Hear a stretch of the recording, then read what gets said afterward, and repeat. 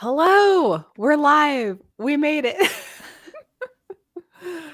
Oh, are you ready to talk comics? Yeah, I hope so. I'm ready. I hope everyone else is ready. I'm so ready. Let's talk about everything. So many things. Do you have another Uh, pile again? I have a pile. I have my pile is smaller this time. Wait, oh no, that's not the full pile. Oh wait, that's why. I was like, wow, it's really small. It's not that small. It's like this was my last 2 weeks Mm-hmm. for Duck and I. So I mean, not all mine, you know. We share our comics, Duck and I. Duck will be in this live stream at some point He's when the coming. moment is right. Yeah. We have to summon him. So, chat, whenever you feel the urge to call for Duck, he might fly in and appear. Or wait, do ducks fly? I don't actually know. I'm super out of it today, so I'm just like I am. Cool, me too. So, this will be a fun stream for both of us. Uh We're going to talk to you guys about comics. Also, do ducks fly? Yes, they fly, says Edward. Okay, thank you, They Edward. fly now. There we go. I'm glad. I'm glad that that is true, and I did not lie to you, chat. He will fly in. So yes, once he is summoned. But yeah, Sasha, how about you? How many comics? What do you have this I week? actually have a physical pile this week, which is Ooh, a not the physical norm pile. for Ooh. me, Yeah, but you're I usually have. more of a trades Yes, I'm collector, normally yeah? trades and digital for like Hmm. things, but I have a pile of things that I Look at can that. fan out. Ah. Oh And my also, of goodness, course, some the good stuff I things. read digitally, which was I actually read a lot of new comics this Mm, past 2 weeks. What about you? mm. I have been reading. I mean, I've been reading a lot of Vampirella right now because Mm. I have an interview coming up with Priest. Hmm. And we're gonna be talking about Vampy, and so I'm just trying to get caught up on everything. I read like Sacred Six, and then I Hmm. saw that he was doing the Vampirella series, like a while ago, obviously, because I've been Yes. doing it for a while now. And I was curious about it, and I wanted to get it. And then everything happened with Dracula, and I was like, ah, and like every time something happens in it, I'm like, I really need to read that. So then, now that I'm doing this interview, I'm like, yes, finally, I will You have the dive in. opportunity. Yeah, it gave me such a good reason to jump into it. So I've been doing that, and yeah, I've been reading. I mean, a lot of absolute stuff. Hmm.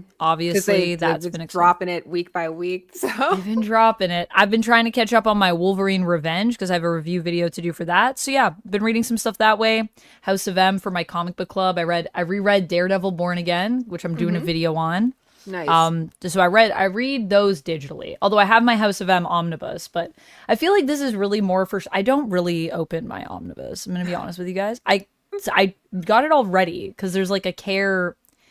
There's a certain way you have to crack them. Yes, You there know, is. You have to open it the right way, or otherwise the spine the doesn't spine sit right. will Yeah. yeah become discombobulated, and you have to like go through. You know how you go through like from the center and you like And then yeah, pull the you like pages. side by side. So I did that and I set it up, and then I started reading the omnibus, and I was like, I actually don't. This isn't in the right order. Mm. So the way that it's organized, I don't like. I wish it was How do actually. they And there's organize no. it? Um, I feel like kind of randomly. I think things are grouped together, like in collections, if I'm not Hmm. mistaken. Let me open it and we'll see. Let's see. But it's not great for reading it in the right order, guys. And I don't think there's really a table of contents in it. So just full disclosure, if you're getting the House of M omnibus, maybe write to Marvel. Maybe we should all write to Marvel and say, Like, first can of we all, have like we need a as it was released print order version? that's how I like to read my events. I don't know. How do you like to read your events, Sasha? Do you like to read them in order, or do you like to jump around a little bit? Like read the main book and then go and read the tie-ins and No, I do like to read them in order, although it can depend on the event because some events they really work the tie-ins in and it yeah. really matters. And then you have some events where clearly some of the books don't want to be there and they're just like off on the side. Although House of M has some of those too. Where It does. It does like have the a few books Deadpool and that are Cable like one. kind of over there, and they're like doing the, and they're like, I guess we got to do House of M, so like I don't know, this thing like the Deadpool one for me. The Deadpool and Cable where he's like a baby. Yeah, he's a baby. Yeah. Deadpool and Cable is random, but like but it also then kind of fits because you're like, well, it is Deadpool and Cable, so shouldn't it be random? Sure. And Mr. Sinister's a nanny. It's a whole thing. Honestly, if Mr. Sinister was my nanny, though, I feel like that would be pretty sick. Okay, wait. Let's. I'm scared for how you're pulling that down. No, I was not pulling this down. We're gonna put Liu Kang over here for a second. We're gonna put Jeff over here for a second. Because that was looking precarious for a moment. It was looking pretty precarious. And then I'm gonna pull that. I'll put this here. Put all my Radiance series back on, and then we put Liu Kang back. Liu Kang, thanks for watching over the stream. Appreciate you. But yeah, let's see. Let's. I don't open it up enough. Hunt for a table of. Oh, are you opening it right? Let's see. From the beginning. Okay, let's see. Is there a table of contents? So this is what it gives you at the front. So it gives you like House of M, and then it's like House of M 1 to 8. Spider-Man House of M 1 to 5. New Thunderbolts 11. Fantastic Four House of M 1 to 3. So I think that's the order. But what page everything is on? It's just in this order. Listen, you don't need to know that. The assumption is you're just gonna go through. Just comb through. Why do you need to know what page it's on? We told you what order it's in. I'm like, right. So that's not super helpful. So yeah, it starts with House of M. So I think this is all House of M. So the first stuff, it's like what it says. It's all House of M. But if I just want Uncanny X-Men for like you have a favorite issue or a favorite, part. Where is that in the book? It's very somewhere near the middle. That actually makes me wonder if the mentality around them is the idea that they're going to be read or collected.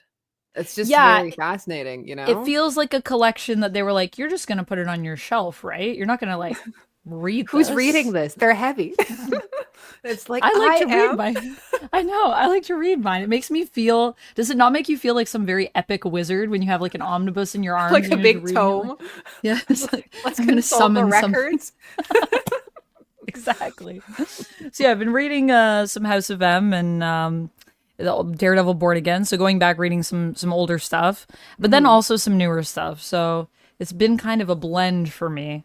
Definitely since we've chatted, I mean, so much has happened.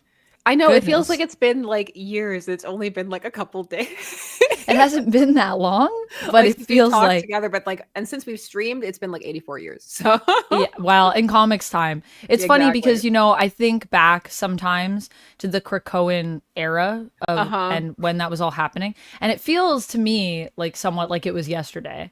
And then I think back and I'm like, man, that was years ago. And I'm like, so in comic time, that's a long time ago. Like that was like. So much has changed. I mean, everyone's also forgotten about it, so it's a long time because none of the characters seem to remember what happened. I had a horrifying moment actually earlier today where I was just like, for some reason, I wanted to look up like tie-in collab makeup type stuff for superheroes. And I realized that Batman palette I bought from Kylie Cosmetics is now 2 years old. And I was like, oh my God, there's no way that palette's that old. I just used it the other day too. And I'm like, I know. It's like, how does the time, I don't know, time flies, I guess, when you're reading comics. And when you think that like 12 issues for a lot of stuff is like 1 year, that's always crazy to me because I think of a series and I think of it like, that just all just happened like instantly. But then I'm like, that's a year, especially if you go back and read something and you have to think about what that was like to read it as it was released. Yes. It's like, that's a totally different It's a really different experience. I always try and factor that in when I'm talking about certain things. Because sometimes, especially if you're reading something where it turns out that there was delays or something like that. And it's like, if you get the trade later, you don't have to experience the delays that the poor people reading it as it came out did. And that completely can alter how it feels, Yeah, 100%. It can completely alter how it feels. And I'm enjoying it though. I feel like I love going back and kind of giving things that perspective. So it's been, I mean, Daredevil Born Again is definitely one that I feel like when you imagine reading that as it was released, that must have been crazy. It was crazy for me, and I read it like one after the other. Yeah. And I was like, I love that I can just read it and I don't have to wait. But I'm like, waiting for some of these issues must have been like, what's gonna happen? Like, what are we doing? Like, it's just so good, man. It is like Frank Miller at like peak Frank Miller. Mm-hmm. Just everything, like all the Frank Millerisms are like working. They're in line. They're all in not line. Out of sync. They're not out of sync, and it's so lovely to experience. It's so lovely to read. So, what have you been reading lately? Like, what has been your obsession? My obsession. Yeah. Well, I've really been enjoying actually a lot of the new number ones that I've been reading. Like just random indie things has been really fun. Like I was reading like I Was a Fashion School Serial Killer.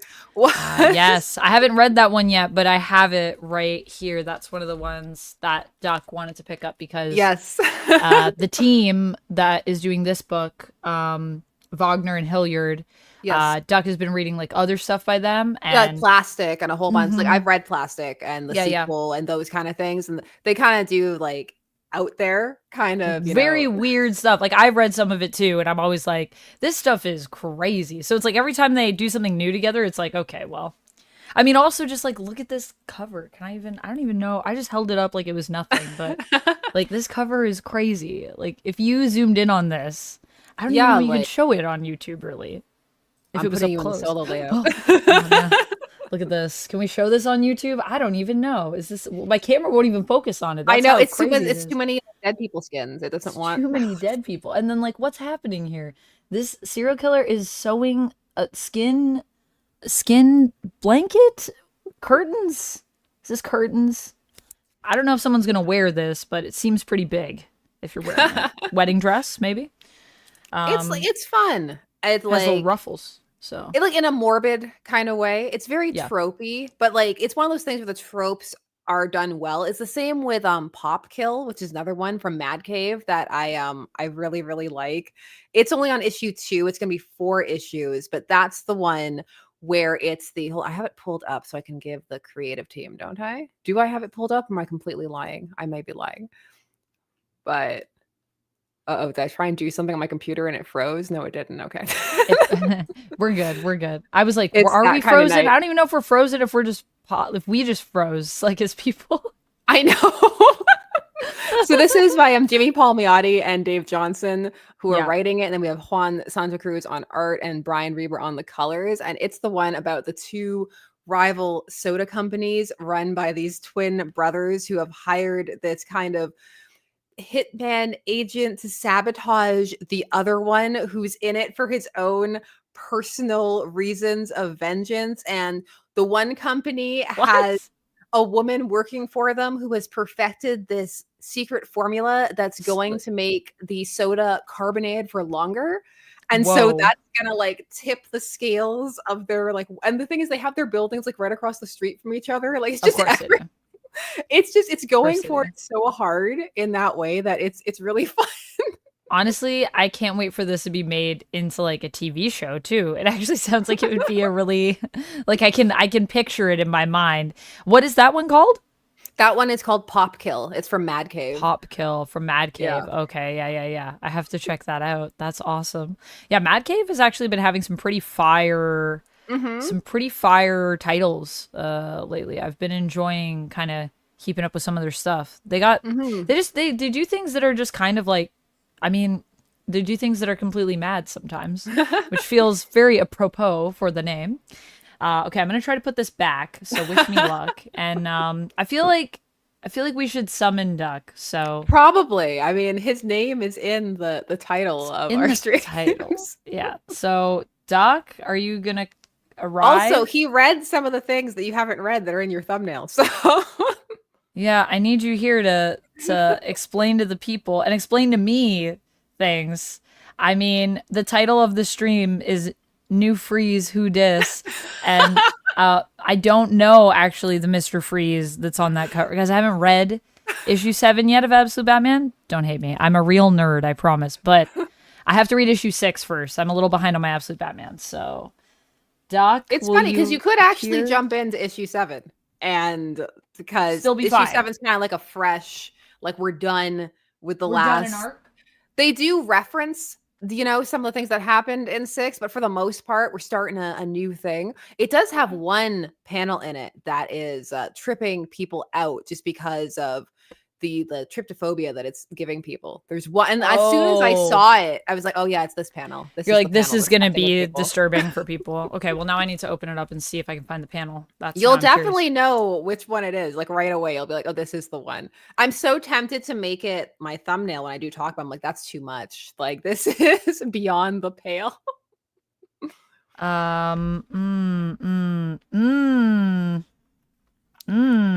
Okay.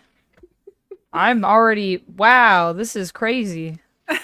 This is really, really good art.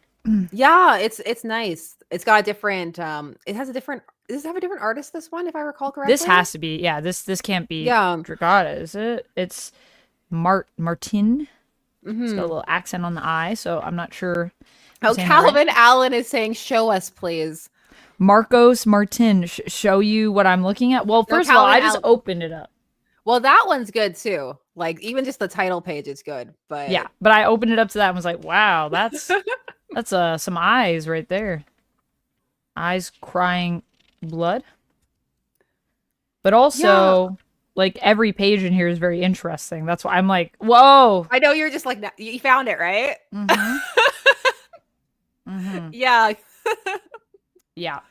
A lot of people are gonna have a strong reaction to this. This is straight up. This is horrifying. Well, Sarcastic Enchilada was saying that it is Junji Ito vibes. Yes, which I can definitely see for sure. I could definitely see that for sure. This is it gives you that uncomfortable feeling. It's funny. It reminded me a bit of, do you remember from years ago the first episodes of Batman Beyond? Yeah. Like where they introduce the neurobiological toxin. And he's going through the photos and showing the guy like what it does, like Derek Powers is. Like it very much reminded me of that. I was like, oh yeah. This whole book sometimes gives me, you know, Batman Beyond vibes at times, which is not a bad thing because I love Batman Beyond. Yeah, I can kind of see that. I haven't like watched all of Batman Beyond, but I've watched a bit of it, and I'm well versed in like the story of Batman Beyond. And I would say that I could definitely see that lining up with kind of what we have in Absolute. This is like visually just a lot. It's a really cool issue. It's a cool issue. Yeah, I really like the colors too. It's very cool toned. It's cold, like you know, like Mr. Freeze. So it works. And it's a different colorist as well. Is that true? Or well, I don't know. Does Dragata do his own colors? I think he might do his own colors. Yeah. It's just a different vibe. And so it's fun. I remember when I interviewed Scott Snyder a while ago, he said that he was really into the idea of doing something for Mr. Freeze. And like I can see why. And it's interesting because during the New 52 era, he also played around with changing Mr. Freeze's origin and the like there. They played around with it in the New 52, but it didn't go over so well because they messed with the, you know, the iconic Batman TAS version. And this one doesn't do that so much. So okay. So it's more so you'd say it's like more iconic Freeze, but still like it's different. It's actually just different. And I think that's a strength for it.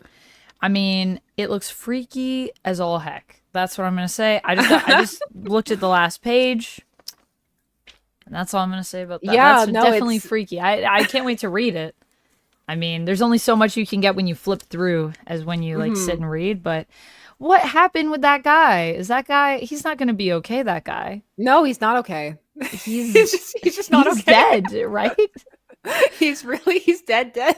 I would show you guys, but I definitely don't think I can show that to you. I don't know about that. I mean, the sewing of the skin, that is we can show passable. that, but that will upset people less, which is funny. Yeah, and I feel like also, I think there are legitimately people that would be triggered, which it sounds like there are people that are being triggered. Yeah, no, because like I know for some people it's like a legit, like it really makes their skin crawl to see. Like I know people like that too. That like if they were to look at that without me like telling them, like if I didn't say anything and I was just like, look at this, they'd be like, I'm I'm never speaking to you again. I know. It's like, why would you do this? I thought we were friends. Why'd you do this to me? It's so terrible. I know that I had one friend that was like literally just shown like just holes like in, I don't even know, it was like a fruit or something, and she was saying that like someone just like sent her this thing just to see what her reaction would be, and she was so upset that they sent it to her. And I was like, well, did they know? And she was like, yeah, no, they knew. And they were just like, I just want to see like if it'll really happen. And I was like, why would they do that? You told them what would happen. That reminds me of like those Murray episodes where that would be like they would just bring people on with like phobias and then show them the phobias. It's like, this woman's afraid of cotton, and then they just like run out with like cotton. It was so mean. It's like, why would you? She just told you. When someone tells you that, you're not supposed to respond with like, let's test it. Like, and it's like, let's get the clowns. You know, get the clowns, get them in here. I want to see the reaction. I want to play by play. That's messed up. That's some messed up stuff. I don't know if Duck's gonna appear. I've tried summoning. I don't know if it'll happen. But are you all caught up on all new Venom? I am not. I haven't really been once again, that's Duck's area of expertise is Venom. But I have been hearing a little bit about what's going on in Venom. I've been I've through the grapevine I've been hearing, and I think I might have to start reading Venom.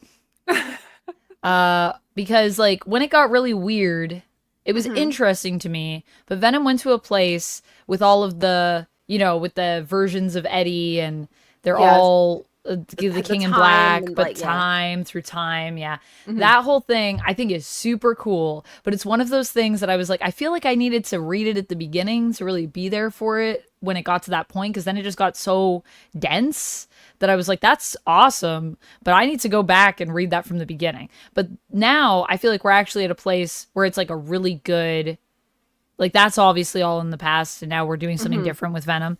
And I've been hearing, the more I hear about this, the more I'm like, okay, I feel like I need to get in, because I also know Ewing, and I feel like I need to get in sooner, because soon it will become a time when I probably can't just jump into it easily. Because it'll be convoluted. Because it'll become dense and convoluted. And I mean, I like that about Ewing, so I hope that I'm right in that assumption, that is what happens, because I like that Ewing does that. Because it gives you some really cool stories, I think. But I'm also just... Have you been spoiled already for the reveal, I assume? Yes. Well, I mean, it's kind of hard not spoiled it, didn't he, for all of us? It's well, it was one of those, it got leaked on eBay things, then an official reveal, but also I'm a bit of a cynical soul who is like, was that an accidental eBay leak, or was it one of those like, oh no, and now we need to follow up with a, with like a thing. Yeah. So it wasn't like Nick Lowe specifically that leaked it then. So it was already leaked on eBay. And then because of that, they were just like, well, we may as well. Yeah, because it got on eBay with the cover and the interiors and all of those, kind of things. If it was a mistake, it sucks. And if it was not, then why'd you do that? That's that would be my thoughts. But assuming, let's give them the benefit of the doubt and assume it was, I still feel like you shouldn't. I still feel like just try to pretend that, because not everyone will have seen that. I didn't know until I heard through, like Lowe basically, I think he tweeted it, and then people were talking about it, which is a little unfortunate that it was spoiled. But I also, was a funny like Ewing interview where he like kind of saltily is like, "What, haven't you had enough spoilers yet?" It's like, yeah, because I'm just saying, like, it sucks for your writer who has been kind of building like a whole like mystery, but also if it was already spoiled, then it's already spoiled. So I understand that thing of like, well, we may as well use it to our advantage and just run with it. But I feel like, spoilers aside, it was surprising to me that is the direction we were going in, considering the history of these characters that we've established. Very interesting discussion around that, and the crux of an argument that I found the most fascinating around that is okay, because we all remember, I'm like, that's not true at all. Okay, so in Amazing Spider-Man 300, after, which is the issue after Venom Eddie Brock meets Mary Jane, which has those panels where she's just there terrified because he's traumatized her and terrorized her in some way, and she's just sitting there in like a ball curled up against the wall, like, like, don't touch me and all of that stuff, and she makes Peter get rid of the costume, and she's just like terrified and all of that. someone brought up the point. They're like, does that still count because of one more day? Or is that one of the memories that no longer is in existence? Would that have been erased with the devil divorce? Because Peter and MJ were together, and because now that's because they were gone. together at that point. And so there was like a huge debate that circled around that. I'm like, I don't thought know about it that way. That's true. That's a good point. I wonder. I mean, I'm like, do they think about it? I don't know. I don't know. I feel like it's going to be a memory that is going to still be there, because when I saw the cover with them like on the couch, like I just feel like what I think, I haven't read anything, so take this with a grain of salt. This is just my observations from someone that is familiar with the characters and is somewhat familiar with where this story is kind of going. From the outside, as not having read it. But I feel like it could be kind of cool to use this new bond as kind of a way to like heal and like move past like that stuff and like kind of heal that. I don't want her to move past it. I think you don't want her to move past it. You want her to be traumatized for life? No, but I want her to have like some salt. Like there are some things you don't get over. I mean, so then how do you feel about the merging of the two? Do you think that then it really only makes sense if it is something that like it was just forgotten because of Brand New Day? In terms of how this reveal goes, it's one of those things where personally I feel like it makes sense for this specific story, but if you start trying to work it too far back, then it's one of those things where I'm not sure how well that it actually ends up fitting in terms of everything. And I think I don't know. I know there was a bit of a meme of the whole, like, is it Paul? But I kind of feel like that would have been kind of fun. Yeah. Arminius, thank you very much, is saying, hello, would you like to see Cyclops, James Marsden, destroy the Falcon shield in Avengers Doomsday with his eyes and say to me, my ex? Is this something one of us has remarked upon before?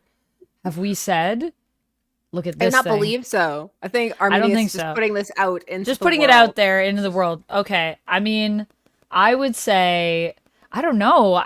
I don't know if I want him to destroy the Falcon shield. I'm not sure about that.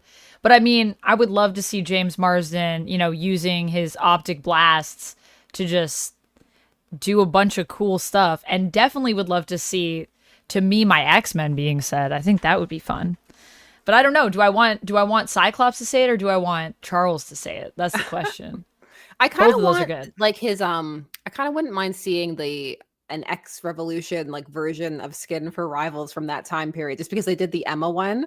Yeah, and I actually like Cyclops' look from that time a lot. So really, I feel like his look is goofy, but it's like very different. See, now this is a good thing that Duck would come on and talk about, because he also, thank you for the question, by the way. I love that. I love that you have that scenario in your mind. It's so you just really want to see. It's so specific, and I love it. And I mean, I hope we see all sorts of action, honestly, in that. I hope everyone's just mashing it up. He was summoned. What? Whose look is goofy? Guess who we're talking about. Whoa. I said it's goofy, and Sasha said, actually, I like that look. What? That's so vague. It's very vague. Let's see if he can guess. We were talking about it recently. There's a hint for you. Charles Xavier? No, not Charles Xavier. It's related to Marvel Rivals. It's not Emma Frost, by the way. EST Comics is saying, just wanted to say hello. Thank you very much. No, hello. not X-Namor. We're talking about Cyclops. Cyclops is X-Revolution. Yeah, when he had like the X-eye. There's an X-Men look? You know the one that Cyclops has with the X over his eyes? You were talking about it yesterday. We were just talking about this look. No, sorry. I meant like there's a Cyclops like look somewhere, but not in Marvel Rivals yet. But Sasha was just saying she'd love to see that look come to Marvel Rivals, and I was like, really? And I was like, I think it's goofy. Like how they'd like tweak it. I actually liked the gold accents that they put on the like Emma version of the costume. Oh, of her X-Revolution look? Yeah. He hates them. He hates them. I don't hate the gold accents. I don't like the belt. The belt is gaudy. Can we just acknowledge? But I mean, I get it. It's Marvel Rivals. They're trying to do like a whole style thing. I like the bones of that. Never forget gaudy was a fashion design. I like the also hello Duck. Thank you for joining us. I like the bones of that design, and I think the jacket and everything and the way they adapted that is really cool. But I just feel like okay, but also the hair, Sasha. What do you think about the hair? Not, I don't care for the hair. The hair is not. I think they wanted to like change it because it's a different look. But I'm like, just leave the hair. Emma always has her hair. That's just that's her look. That's her thing. I know. I was like, just make the hair, just make it nice and clean. Because you know what I said to Duck? And you know what? It's so funny because you looked at me dead in the eyes and you said, we need the Inhumans versus X-Men Emma look. Inhumans versus X-Men Emma look. Yeah, that's exactly what I said. The one where she's wearing the helmet at the end. Yeah. We need that look. If we don't have that look, I will never play Emma. No, I'm going to play. I feel like I actually like created a lot of controversy reacting to Emma in the Hellfire trailer for season 2, which I didn't think was going to be that controversial. Well, I said from the beginning, I said, do you really want this? And you said, yeah. Everyone needs to know that I think Emma... You suggested I do that, where you were like, you have to see this and you have to hear it. I never said, hey, we need to have Emma look like Cadaverous on the thumb. From the J.J. Abrams. Oh my gosh, Cadaverous. Stephen Turner, thank you very much, is saying, on that note, we need Halle Berry Storm to come through the portal and ask, do you know what happens to Doctor Doom when he is struck by lightning? Same thing as everything else. Definitely worse, though, I think, for Doctor Doom, because he is in a metal suit, so that'd be pretty painful. I would love that. I would actually love that. I hope... What do you think about the X-Men coming back from the Fox X-Men? And like, is there anyone that you guys would want to see? Because I know Steven has talked about Halle Berry, like wanting Halle Berry to come back, and I would love to see that too, as Storm. I think it's another universe. Oh, excuse me. Oh, so you don't think they're actually going to be Fox? Is that what you think? No, I think it's going to be alternate Fox. Yes. Okay. I think it's going to be alternate Fox universe. Potentially the one where, what's her name? Photon went to. Yeah. In the Marvels, the end of the Marvels. For people who haven't seen. So it's going to be that, or it's going to be, I don't know, like, remember in I want to call it Fall of X, but that's not correct. The Hickman Time Runs Out. With the Cabal, when Thanos and the Cabal and stuff, they're like killing worlds indiscriminately, and they're just like, we'll do whatever we want, and they kill that one X-Men world. I was like, unfortunately, that might be what they're doing. Oh, you think they're just gonna bring them back to be like, they're alternate people, and now they're dead? Yeah. Arminius wants to know if we saw Daredevil episode 8. Yes. I did not. I'm behind. Oh my gosh, you have to watch it. Oh my gosh, Sasha, you need to. Okay, when you're done this, that's like the first. Like, don't sleep. Don't sleep. Whatever you don't sleep, watch Daredevil Born Again episode 8. Oh my gosh, it's my favorite episode so far. I have watched it and I love it so much. I don't want to spoil anything for Sasha though, but it's really good. It's the second episode of the entire series that's not done by the people who were originally doing the show. Brought on to direct and shoot it. Yeah. And they immediately start with a very artsy, like... way of just being like... very artsy shot. And I was like, wait a minute. You're talking about that. Yeah, I was like, wait a minute. They haven't done this before. They did it in episode 1, though. They also had artsy shots in episode 1. They did, because like those were the ones I think that had the reshoots. It was like 1, 8, and 9. Like, wasn't it? And then there were certain scenes in that some they other episodes, adjusted and tweaked and did reshoots for. Yeah, exactly. And I was watching and I was like, they didn't do this before. No one had the skill. No one even presented as such. No one even presented as such. Yeah, it was. It's very well done, I think, is the thing that I really like about it. And there's so many, you know what I love about Daredevil Born Again? Where are you at, Sasha? Like, how far in are you? So I am so far behind. I am at episode 3, and then life happened. So yeah, that's all right. That's all right, as life does. And, you know, there are so many things. There are so many books to read, so many shows to watch. I can't even... I'm still reading the Silmarillion. I started that book months ago. It's still going. And I don't know if it'll ever end, guys. I don't know if I'm going to make it through the Silmarillion. I told you. I said, once you start, it'll become a journey. It's a journey. I feel like I am, Bilbo. I'm on a journey. And will it ever come to an end? Will life go back to normal? I don't know.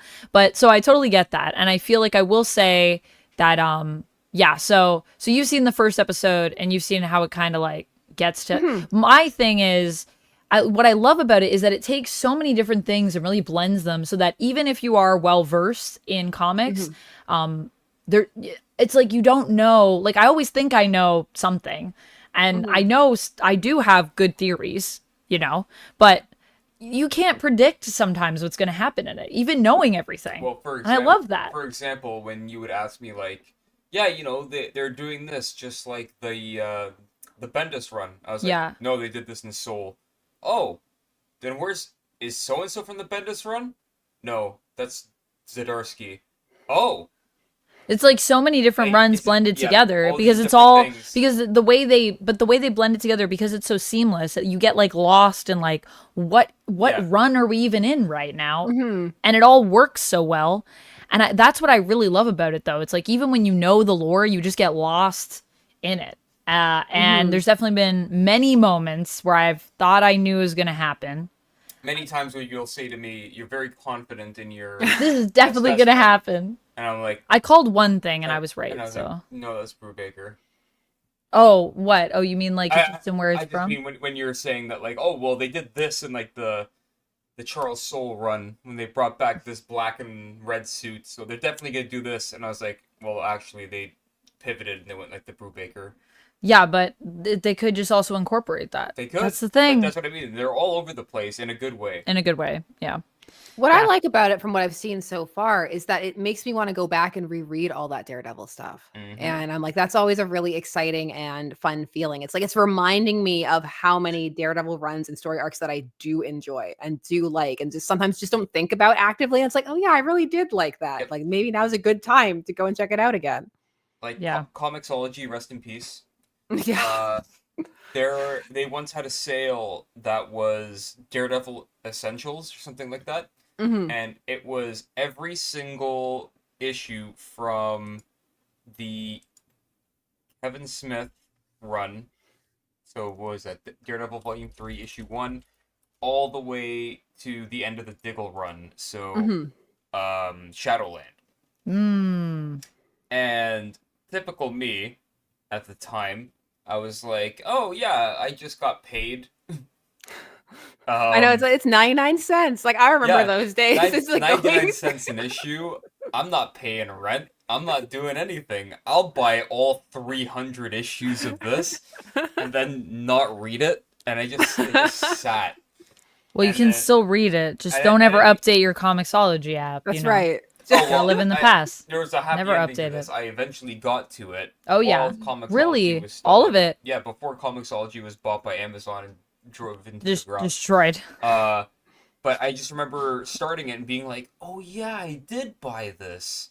And then going like however many issues that was, all the way from the start of that whole madness of a run all the way to the end, which was the Diggle Shadowlands, oh my god, I can't believe they're doing this, oh my god, please make it end, run of Daredevil, and going through an entire range of emotions, but having bought all of those in one shot, watching this new series again, or watching this new series now, made me think back to that and being like, wow, they really did they pulled from like every era. Yeah, they did, yeah.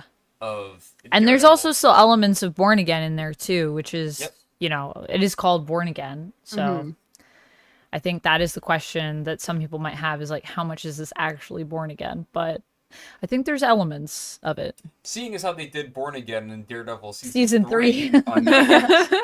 It's impressive how much they're able to still make it work as Born Again for the fact that they already did Born Again. Yes, that they were doing Daredevil Born Again again. Born again. See, that doesn't sound as good. That's why we can't call it. Can't call it that. Yeah, exactly. Yeah, it doesn't roll off the tongue as well as Daredevil Devil's Reign. Yeah. Or Daredevil, this is what Chip Zdarsky did in the mid-2020s. Or early 2020s. Daredevil, so many runs combined together that you won't even know what run this is from anymore. Just go read it all, basically. Just go read it all. EST Comics is saying that they also like the Cyclops costume and the Magik costume. I'm assuming also from the X Revolution period. We all love the Magik costume, right? We all love the Magik I wouldn't costume. say an argument, but it was definitely a heated conversation about this. About Cyclops or about Magik? When we were talking about the Bendis run. What about the Bendis run? And the designs that came out of the Bendis run. Yeah. And I was saying, Brian Michael Bendis is also Duck's favorite comic book writer, in case you guys... Don't lie to them. No, it's the truth. Loves Brian Michael Bendis. I can't wait for us to one day meet Brian Michael Bendis so I can introduce you. You love aged up John Kent? That's like your favorite. There's a 50-50 split of Brian Michael Bendis comics that I enjoy. And it begins and ends at Superman. And that is where I love everything that he's ever written. And then that's the end of that. And that's the end. No. So what were you talking about? What was this debate that we had about Brian Michael Bendis's X-Men run? I was just talking about how I really enjoy how much was kind of changed in that run. Yeah. At the beginning. Yeah. Until Brian forgot. Oh yeah, this wasn't like a writing. heated debate though. This was just you. This was maybe you were having a heated debate with yourself about it. This was me just getting angrier. This was you getting mad. I was remembering what was written in that X-Men run. I wasn't debating. I was just like, that is true. That did happen. He forgot. I actually personally loved all of the redesigns by Pachalo. If anyone can find it, actually, I believe I have a review submitted on IGN.com. What? Oh, really? For that issue 1, yes. What? Yeah. You did a review for IGN? You were that moved. That was near the beginning, also near the end of my comic book reviewing career. Oh. But really? I never even knew. It was a very anticipated comic. Yeah. For me. I also liked the status quo shift in how they went from the Schism Wolverine X-Men versus Scott X-Men to a very much like school X-Men versus revolutionary X-Men. Yeah. Like they really did put a line down the middle, and with Bendis writing all new and uncanny, he had kind of like a direct sight on where he wanted X-Men mythos to go. Right. And that was also when they brought back the young X-Men. Yes. Which again, I thought at the beginning that was a fantastic idea. I thought it fit. I thought, yes, you have all of these characters like Scott, Jean, Angel, Iceman. Like, how would they look at themselves if they saw what they were created? I think it's such a cool idea. Yeah. Such a cool idea. But then he kept going. And then he kept writing. He kept writing. And nothing changed. The X-Men didn't go back for reasons. Why? Even Bendis didn't know. The next 2 writers later had to figure that one out. Why didn't they go back? Yeah. Bendis? Yeah. Who's the half Sentinel man with a harpoon from the future, Days of Future Past, who hunts people? Half Sentinel man with a harpoon? Yeah. I don't know. What? Who's the whaler? Namor, but he's a Sentinel? No, I'm not sure. Who's the whaler from Moby Dick? Ahab. Oh, Ahab. Yes. Ahab. Oh, Ahab. Did you know Ahab was behind it all? I forgot Neither all about did that. Bendis, because he didn't write it. Anyway. Oh, man. Ahab. Yeah. Hold on. There's a reason I think I forgot. Arminius is asking us quickly, can Marvel do Rogue with Captain Marvel powers? That'd be nice. Like in the MCU? I guess that's the question. That'd be cool if they had that one in that universe that I was saying. The alternate X-Men universe. Instead of Rogue being the first one to line up to get her powers taken away in X3. Why doesn't she just have the Captain Marvel powers? That'd be awesome. I mean, I think that you can definitely do it, and I think that you can either do it and explain it, or you can just kind of have it be a thing, but you don't really have to get into it. Like, Rogue could just have that power set, and we just, like, don't need to really know why. I don't know. Do you think that they should explain that if they do that? What do you think, Sasha? I mean, I think that would get complicated to have to explain. I mean, I love it personally, like how convoluted all that is, but like I love it too. To sit down and get into it. It's also reminding me that I need to finish reading Rogue in the Savage Land. I have to start Rogue in the Savage Land. You inspired me to buy issue 1, so I have issue 1. Yep. At least, and I'm definitely going to be reading it at least digitally. Against that comic, but I remember when we were at our LCS and you said, "Should I buy this?" And I said, "Will you read it?" Well, I'll read it eventually. And you Look, assured me. I still have to read Jenica, the Teenage Mutant Ninja Turtles. Oh my god, you bought that like 4 years ago. I still have it though. It's in my to read pile, my to read box. That series is canceled and done. It's done. Yeah, I know it's done, but I still am gonna read it.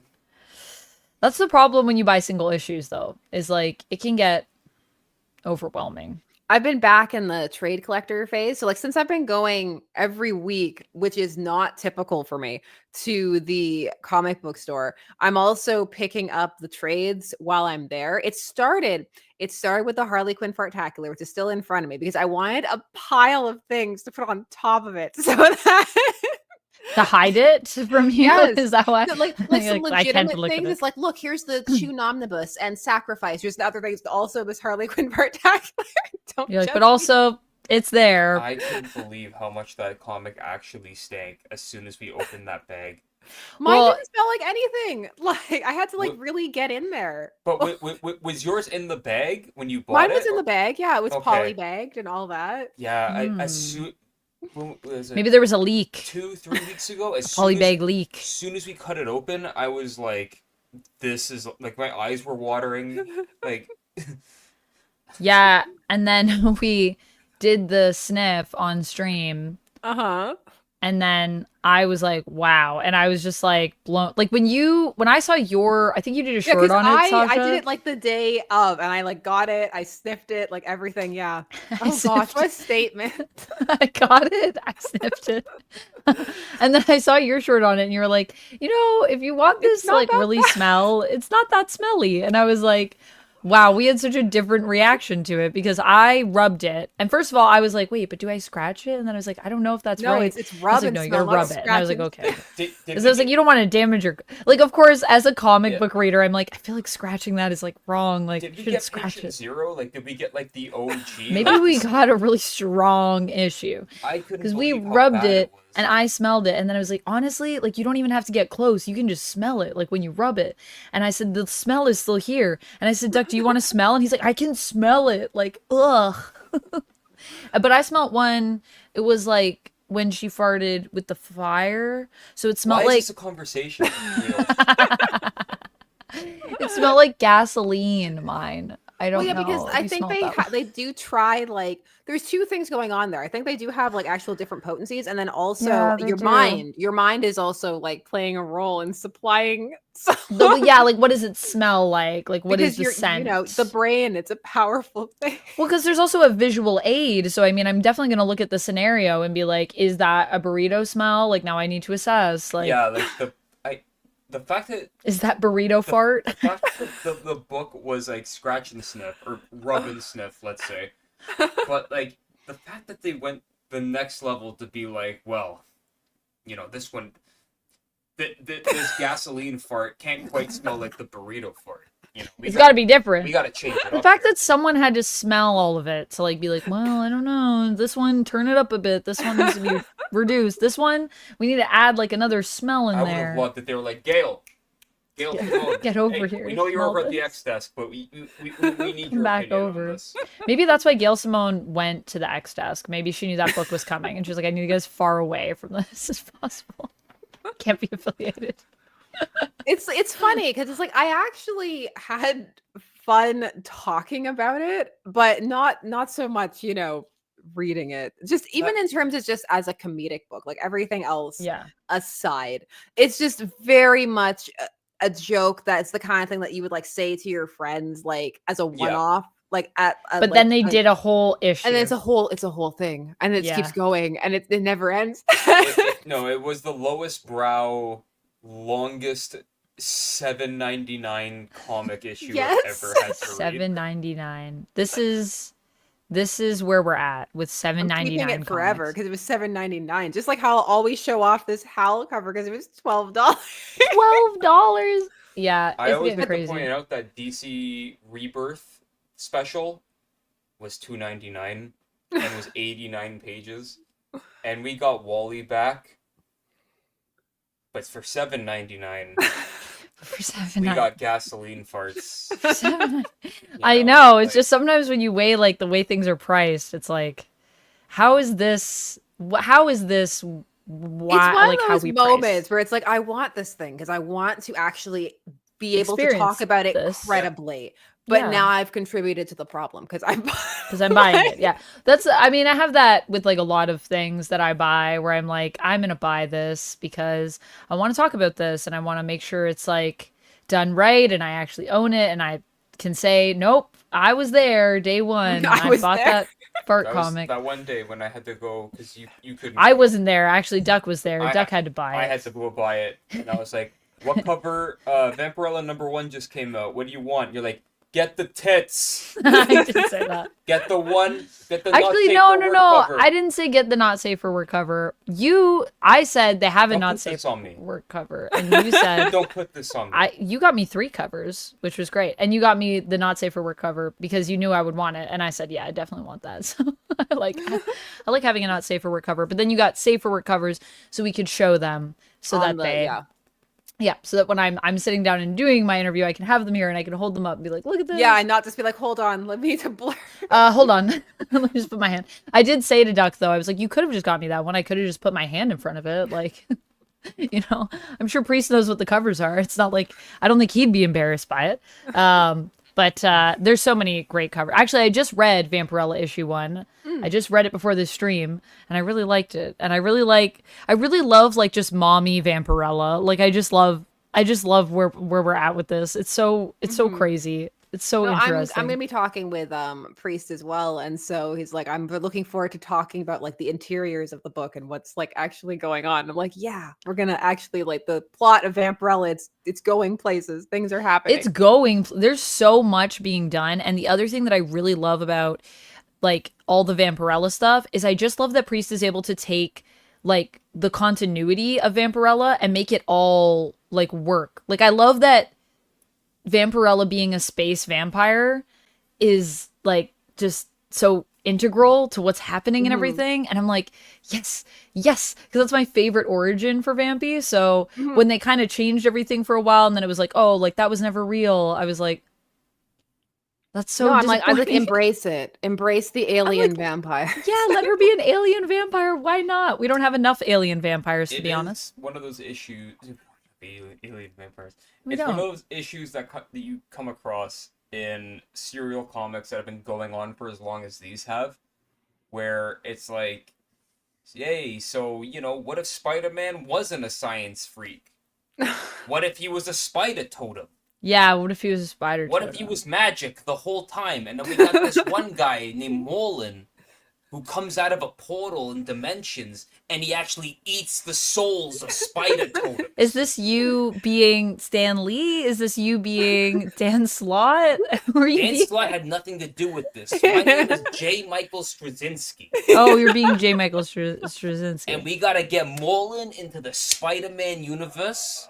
But wait, was Straczynski Totems? I thought Totems was Slott. No, is that Straczynski? Straczynski. Really? Yep. Oh.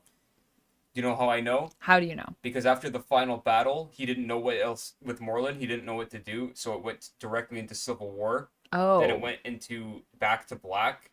Back to Black. And then it went into Mephisto.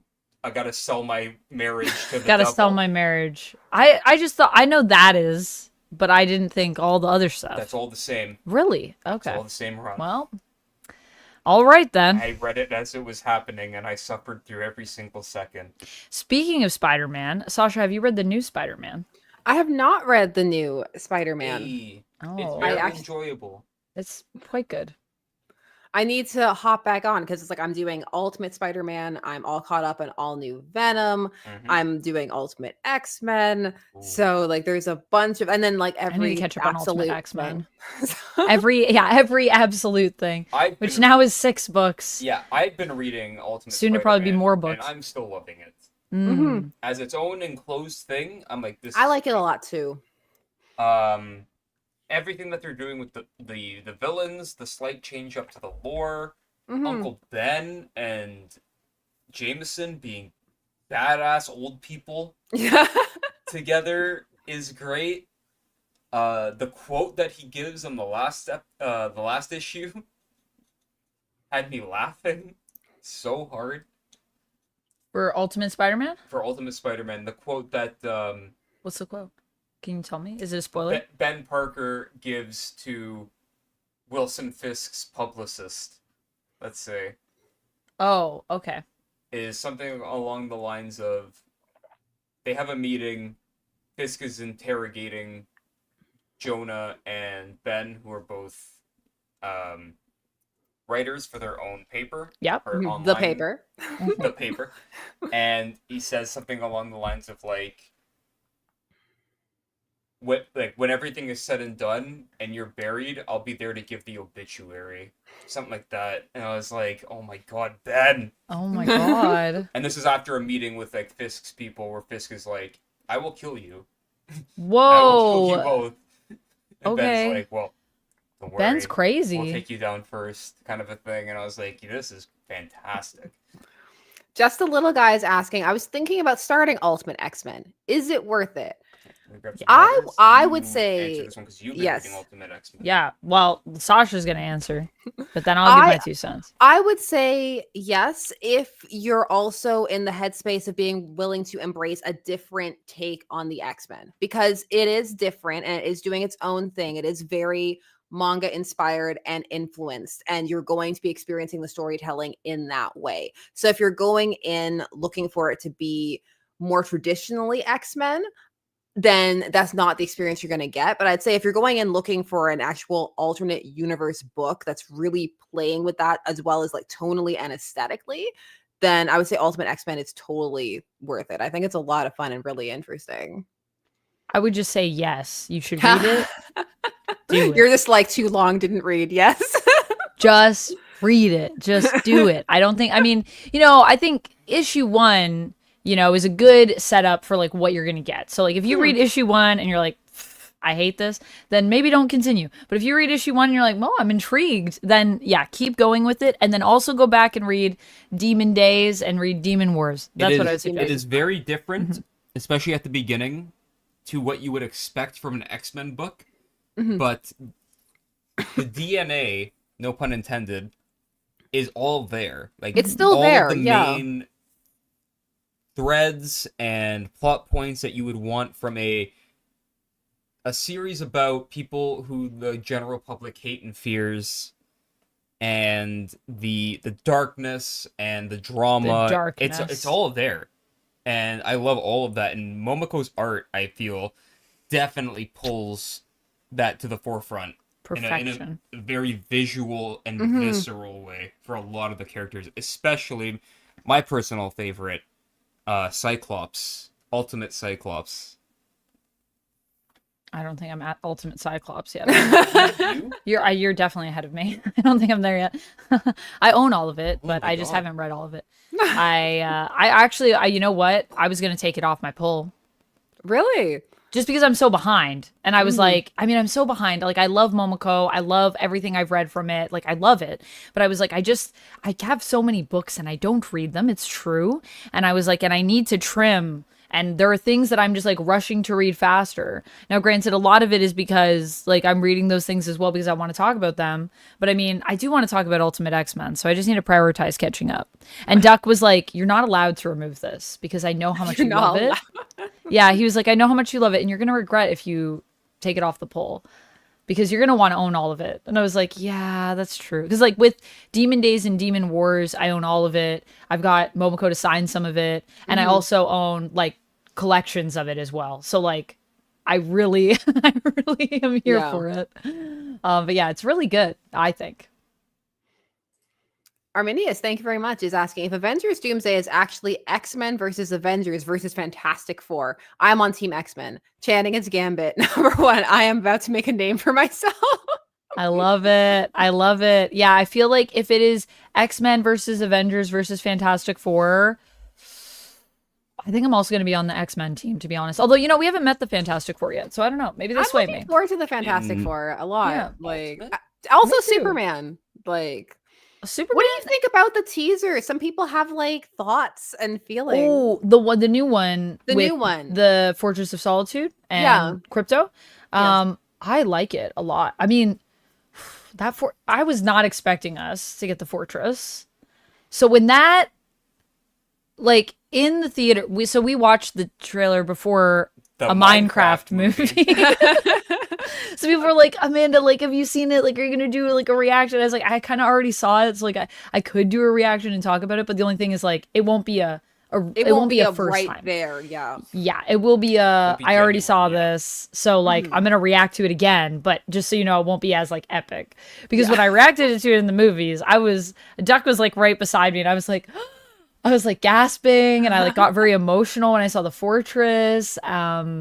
And I loved what they did with Krypto and adding like a little bit of humor into that moment, which was like, that moment literally broke me in the original trailer. I just thought it was so sweet. This idea that Superman is like there and he's like in such a bad way and asks Krypto to like take him home. There was something about that with the music underneath. It just like hit me really hard.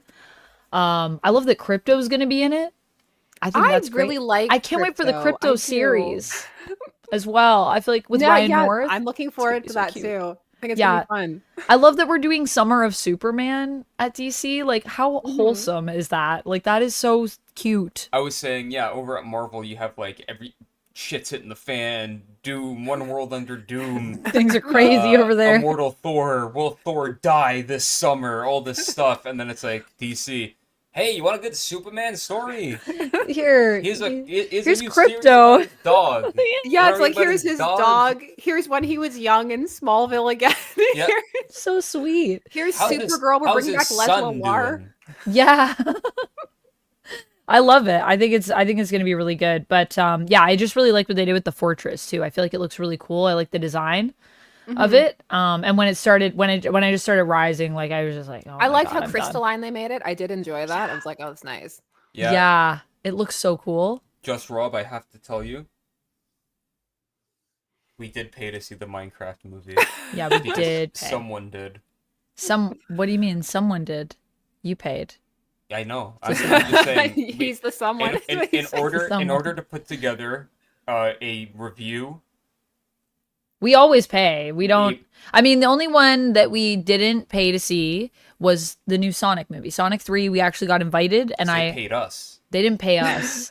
they didn't pay us, but they invited us to the premiere. Vamp, we want you in Sonic. Oh my gosh, I am not in Sonic 3, but they did invite us to the premiere, and we went, and it was lovely, and it was so lovely to be included. But other than that, everything else we've always paid to see it, and never received anything. And we just do that. Contrary to some people's claims that I am paid to like things. Sometimes I just like stuff. Speaking of the X-Men, James Marsden came over to you, put $10,000 cash into your hand and said, "So you're gonna watch Sonic 3, huh?" I wish James Marsden came over to me and just anything happened. That would be lovely. I think James Marsden is so underrated, honestly. That's my opinion on James Marsden. And then he pushed up his cowboy hat and said, "I'm off to film like he's wearing a cowboy hat. This is nice. Yeah, Westworld. He's off to film Westworld. I still haven't seen Westworld. I gotta watch that. I hear it's amazing. Yeah, I know. I hear everyone. Have you watched it, Sasha? I have. Yes. Okay. Yeah, everyone that's watched it is like, it's so good. Patrick Gerard is saying, I'm just so jonesing for Legion. Oof. I'm looking forward to the Legion, like the return of the Legion, to talk about Silver Age Legion. I've just been waiting for the excuse, and it's here. Legion of Superheroes. Yeah, they're Legion- gonna. sorry, superheroes. I thought you Okay. meant. I thought you meant. We're like David Haller. we're thinking of. I was That's thinking true, of because Age of that's also, Apocalypse. That's I'm like, also- we have choices when we just say Legion. Could be So, anything. if I can quickly say one thing about the Marvel Legion before we get into the DC Legion, because I'm also very excited about that, is I can't believe they're doing what they're doing. I don't think any of us can believe it, but will we read it? Probably. Hey, did your your favorite X-Men events of future past not have enough Kamala in it? Guess what? We're bringing Kamala. We got you. Look, everyone loves Kamala. Giant-sized Age of Apocalypse or Kamala. It's gonna be giant-sized Dark Phoenix. more Kamala. Kamala's there. Yeah, more Kamala. That homage cover, I know what they're trying to do, but it doesn't work in my opinion. It just ends up looking really comedic, and I don't think it's supposed to. I think it's supposed to be serious. I love Kamala. I think she's one of the best. I additions actually to really Marvel. like Miss Marvel, and when she first appeared, I still have all of like that initial run. I really thought that she was a really endearing and fun, sweet character, and I still do when she's used, correctly, appropriately. Yeah. So tell us about Legion now. Tell us about DC Legion. Enough of Marvel Legion. Let's talk about something that's not so weird. They've been teasing big Legion things for a while, since the All-In special when we got to see the dark side Legion. So I'm just like, I'm so excited for people to the Legion, in my opinion, in the modern era are very underrated. And a lot of their really cool arcs have kind of been forgotten. So I'm just like, I'm really excited to talk about the Legion again. I would 100% be down for any Legion discussion, Legion of Superheroes, because I think that they are the right amount of goofy in how they're presented, but also how dark some of their stories can get, and just really serious. And like the what was the one where Superboy Prime turned out to be, who's that weird ageless villain who wears the purple cloak? The weird ageless villain who wears remember purple cloak. Yeah. And, ageless. Well, he recently showed up in maybe chat knows. The Time Trapper? Yes, thank you, Time Trapper. There you go. Kings of New York's got you. Thank you. Thank you very much. When he showed up to be Time Trapper, and I was like, that's a cool callback, because Time Trapper was always that one villain in Legion who would show up and is like, you'll never know who I am. I got a face that's all just darkness. And then they just pulled it all back, and it was like, it was me, Superboy Prime, all along. Because I can't die, because fans won't let me. I was like, that's great. Fans refuse to let me die. Refuse to let me go. And I thought that was a great little callback, but it was also like just a really intense story about the Legion, of like their place in, I guess, the DC multiverse, and kind of like their own fading obscurity, and also because it's so far into the future, Superboy Prime kind of fighting against that and being like, I deserve to be remembered more than you. In a kind of meta way. But anyway, that's just my favorite Legion story. No, I'm excited. I'm just excited that they're bringing back so many of these pieces of the lore. Like the fact that they're also doing like Challengers of the Unknown, and they bring it, like Wade is bringing back all of these characters for the Justice League Unlimited and the crossover event, all of that kind of stuff. And I think it's fun. They're bringing them back from all across too. Like we're not just pulling from some of the further more obscure, but like we're even seeing people like Ryan Choi and all these other characters. Laurie Lamaris, all of it's like, I love Laurie Lamaris. I've talked about her for years. And all of a sudden every book is like, here's Laurie Lamaris. I'm like, yay. Mark Waid is really in love with, I would say, the Golden and Silver Age DC stuff, which is, if you read any of his books that he's currently writing for DC, it's very apparent that that is the era that he loves to talk about and to write about. And just him highlighting it, I feel, brings a very, not just nostalgic look to like where comics were Sorry, did I hit that too hard? Oh, I just heard the cable. Sorry, yeah, I was like, don't hit that. Not just where comics were at the time, but it's like it's almost like a time capsule of like how much fun comics can be without all the weight of where things are today. Well, it's also, in my opinion, one of the shining ways to highlight the beauty of continuity and that history. Yep. And like the really fun things you can do with it. It doesn't have to be, this stone that weighs you down. It can be something really exciting and fun to pull from. And it's like, I'm a big fan of continuity personally. So I really enjoy seeing that. I know Arminius wants something else. The JJ Son run so much for Spider-Man. Arminius says, I want to see Red Hood versus Batman movie so much. We kind of had that with the Under the Red Hood. We did, but I guess it was animated. So maybe you mean in live action? That'd be kind of cool. Would you have Jensen Ackles as live action Jason Todd? I mean, he's too old now, but I mean, like initially, some people are trying to cast him as Batman now. I've seen that. They're like, now he's like, it's time. It's Jensen Ackles' time. It's Jensen Ackles' time to be Batman.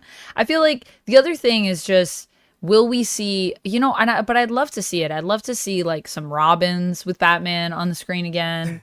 It's been a while. Look, with that being said, it makes me want to see current Jensen Ackles in classic Jason Todd Robin attire. Classic Jason Todd? Just the undies. Oh my god. But just like as he is now, just as he is now, yeah. And they never no de-aging. Yeah, they never address it. It just happens. That sounds like it would be pretty great, to be honest. In the animated movie, was it revealed? Was it Red Hood, and then it was revealed that it's Jason, right? Yeah, that whole movie was just like Batman horrifyingly discovering that it was Jason. Yeah. Oh, I thought you were gonna say Batman horrifyingly discovering. It's like, man, they should have been Hush. Oh. Well, he doesn't have to worry because Batman Hush too. Hush 2? Are you reading Hush 2? I did. I bought it. I have Hush 2. Yeah. I have that same cover. We have it. Oh no, it's not in this pile. It's another pile. It's in another room. It's in the tower. In the tower of comics. But yeah, did you read it? I did. You read it. I haven't read it yet, but I wanted to read it before today because I wanted to talk to you about it. What did you think, Sasha? Also, I'm just going to let Renell know. Renell, I do read the chat. I saw you asking. I do read the chat, but in streams like this, because there's so much that's going on, typically we acknowledge the chat. If you guys send like bits or if you send like a super chat, then it shows up so we can like highlight it and bring it up. We're simulcasting, so it's like because we're simulcasting, so there's like 3 chats happening all at once. A lot of chats happening. We don't acknowledge everyone, but we see all of your lovely chats, and I appreciate it. So we're very appreciative. We try to bring up what we can. Yes, that's for Hush Tua. Hush Tua. As Chad's saying, it was. I didn't mind it. It wasn't bad. That's the thing. Like, I feel like what I'm about to say is going to make it sound like it was bad. And that's not the case at all. Like, it was fine. It's just, I didn't feel like it did anything that I didn't expect it to, if that makes any sense. It's interesting because, so what I know of it is just when they were talking about like kind of what Hush 2 is going to be. And they're like, it's going to be like crazy. Like, it's going to redefine like everything. And then I was like, how was that? And Duck was like, He's like, the art's really good. I mean, Jim Lee, the art's amazing. Here's the thing. It's the most setup issue to ever set up a story where all of these things happen in it that have not been relevant to the current Batman run in any way, shape, or form. It is literally a issue 1 of a new series where someone comes in and says, hey, you remember this person? Hey, you remember this person? They're all coming together. They're all going to be in this one comic together. Where were they? Doesn't matter. They're here now. Did this person get shot in the head the last time we saw them? Doesn't matter. They're driving a helicopter. They're there. They're alive. It's just like, we're telling this story now. How does it end? Cliffhanger. Boom. You're back for issue 2. So like, wait, is this, and this is in main continuity? Yes, it is. Right? It is. Okay. Yeah. This is all main continuity. It is. And it reminded me of the first issue of Hush 1 a lot, but not as smooth as the first issue of that, but it's got the same structure. It's very much setting up the same kind of like, oh, like here's the surprise kind of like mystery with one of Batman's villains, like what's going on, like why is this happening? And it's got, and because like Nightwing and Batgirl are there, I'm like, oh no, like we've been cut off, like have we been compromised, like all of this kind of stuff. Like, it's very similar in tone and cadence to the first issue of the first Hush. But it's just, there's something about it that, to me at least, I don't know, it just didn't have the same level of, I guess, intrigue or anything. Because again, we already know that it is Hush. I mean, and Hush already suffers from the whole, like, it was the guy who you thought it was in the first place, even though I love Hush. I would say, for us, I think it's the fact that we have read Hush 1, and we are currently aware of that we feel this way about this comic. I feel like for anyone else, this will feel like as if they were reading Hush for the first time. Yeah, because it does have some cool moments in it. Yeah. Like there were some hardcore moments in this where I was like, ooh, like this is rough for the Joker this issue. Yeah. But you and I at the same time though, it's like who have both read the original run of this story, like we already saw this happen. So we already know, like, okay, like we're putting on the bat boots again. Do you think it's for people? We're putting on the bandages on our face. Oh no! And then at the end, what's the final line? I think the final line is literally something like, "It's Tommy Elliott," and I was like, Hold "Yeah, on, we know." I have it with me. Yeah, but I gotta get past my thing for. So wait, it's it's my childhood friend and world-renowned surgeon Tommy Elliott. Hush has returned. But the whole time we already know, because it's called Hush 2, so we're like, yeah, we know he's back. Thanks, Batman. I thought... You read the title of the comic. World's Greatest Detective. I thought... So it's just Tommy again? Yeah. Oh. I thought we were going to do something different. I mean, well, according to issue 1, if they somehow turn it around... It's Shush. You were all wrong. Yeah, Elliot Thompson. Yeah. That would be great. Yeah, okay. Well, I guess we'll see where it goes, but that sounds... I'm definitely gonna be there. This is one of those ones though where I'm like, I kind of want to maybe see it like a few issues into it, and see where we're going with it, you know. And I can see people who are just coming to it for the first time, like Duck was saying, who haven't experienced that. I can see it being really fun and different. Do you think that's who it's for? Do you guys think it's for new readers who haven't read Hush before, or do you think it is supposed to, I mean, it is called Hush 2, so to me that implies it's for all of us. Hush 2, I want it to be that Shush, the Damien Shush. I think it's a comment. I think they're trying to hit both.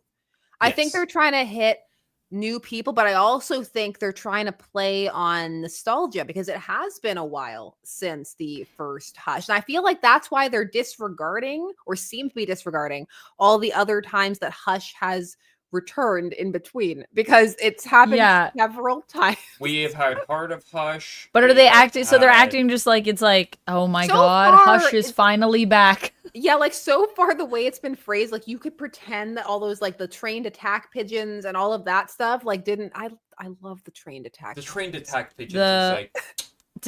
Wasn't Hush also the guy that cut out Selena's heart? That was Heart of Hush, yeah. Yes. Yeah, Heart of Hush, yeah. That's and then there was the other one where like he kidnapped the Bat family, was like draining their blood. Like, there was a whole I remember that. I don't remember that one. Quick aside, just the ending to Heart of Hush, I couldn't, for the longest time, I thought it was a joke. When he tries to escape in the Bat copter and it just explodes. Wait, he tried to escape in Bruce's copter? And Bruce is yelling, he's like, Tommy, no! Because like, remember, Hush at that point, he'd gotten the plastic surgery, so he looks like Bruce. And so then when Bruce was dead, Tommy Elliott was Bruce Wayne. And that's who everybody thought was Bruce Wayne. It was really Hush. And so it's like when Harley goes on that date with Bruce Wayne, it's really a date with Thomas Elliott. And then there was like that thing even later on where then he got plastic surgery, looked like Dick Grayson. Yeah. Yo, how much plastic surgery has everyone had? Is everyone okay? Like, no, Tommy is like Clayface levels of malleable. Like he can be like, anyone. It's perfect. I love Who's his surgeon? Do we ever get to meet? It's him. Right, he's a surgeon. Wow, that's hardcore. That's hardcore. But you know, you gotta live hardcore. Like the Joker sometimes. at one point, like put like a thing in him, and he's like, "I'm gonna take it out." Like, Yeah. myself. Yeah. I just love how even Chad is like, why? Why is this happening? It's like, it's a good question. It's a good question. I don't even know if Tommy knows really at this point. But just quickly, him like this in like the Batcopter, and he's like, "You'll never catch me, Bruce," and then it immediately catches on fire and just explodes. So did he do that? Was that intentional? I don't know, because it just ends. That's how the volume ends. And Batman's like, wait, no, don't. Oh no. Did Batman know that was gonna happen? Is he pretending that he's like, oh no, but he's like got the like in his pocket, he is like the detonator. But he wants to play the hero, so he's like, he can't let us know that he blew him up. And he's like, oh no. Well, Bruce is like, well, I better put Selina's heart back in her chest, and then we'll forget this ever happened. Because like Dr. Midnight, it's like Dr. Midnight and somebody else. They got some of like the good doctors, the good like DC doctors too. Yeah. The good DC doctors. The League of DC Doctors. Because at the beginning of Gotham City Sirens issue 1, when she's doing all the flips and stuff around the buildings before she has to be saved by Poison Ivy, that's what she's talking about when she's like, oh, my heart's like not as good. It's because like Hush cut it out. Yeah. My heart's not as good. Something happened. I feel like my heart's been cut out. All right, so hold on. I'm dying, by the way. My abs hurt so much from laughing. You have to. So Amanda has this isn't a shameless plug, but Amanda has a Patreon. I have a Patreon. Where you do your should we do Hush? You need to do or should we do Heart? Heart of Hush. I'll make it one of the options this month. Yeah, Heart of Hush. Well, we can make it an option. That's a great one. You know, that's a great one to revisit. Because that's also where you get some of the backstory. That's where you get. Is it in that, or is it in the Detective Comics one where you get the backstory that he was dating Peyton Riley Clayface before she was Clayface? Because like that was a whole thing they added to like her backstory too, where it's like actually like she was dating Tommy Elliott and like all of that stuff. It's been a long time. I can't accurately say which one it actually was.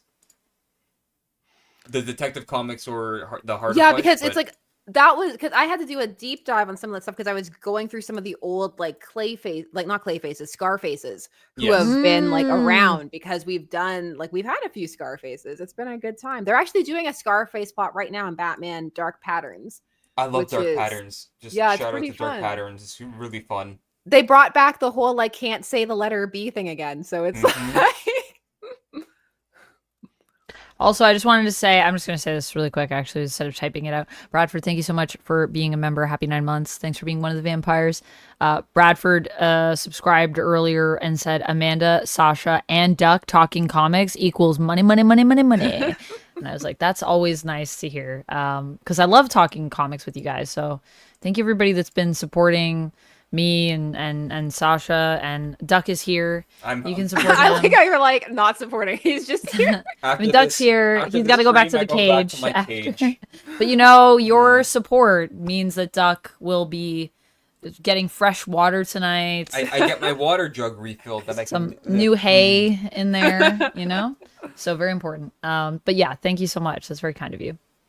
Arminius, thank you very much for saying, wait, was the Rogue Savage Land story was the one where she kind of gone to Funky Town with Old Man Magneto? I like that. So it's funny because that's such a blip in that story. It's such a blip and just this kind of like moment where even like the dialogue. I don't know if they go to Funky Town though. No, it's just like they just have like a kind of potential chemistry that's like vaguely acknowledged where he even like thinks about it. He's like, oh, this is a thing that like maybe, but then they just like move past it and like other things are happening because of like, you know, everything else that's going on. Everything else in Savage Land. A lot's happening. It's called Savage Land. It was do they kiss? Torn up. No, they just no. long, it's like right? She like wakes him up from this nightmare he's having about the Holocaust, and then he like grabs as you do. So like, and he grabs her wrist, and he grabs it too hard, and there's this whole thing about how she's not as powerful as like she normally is, and stuff like that.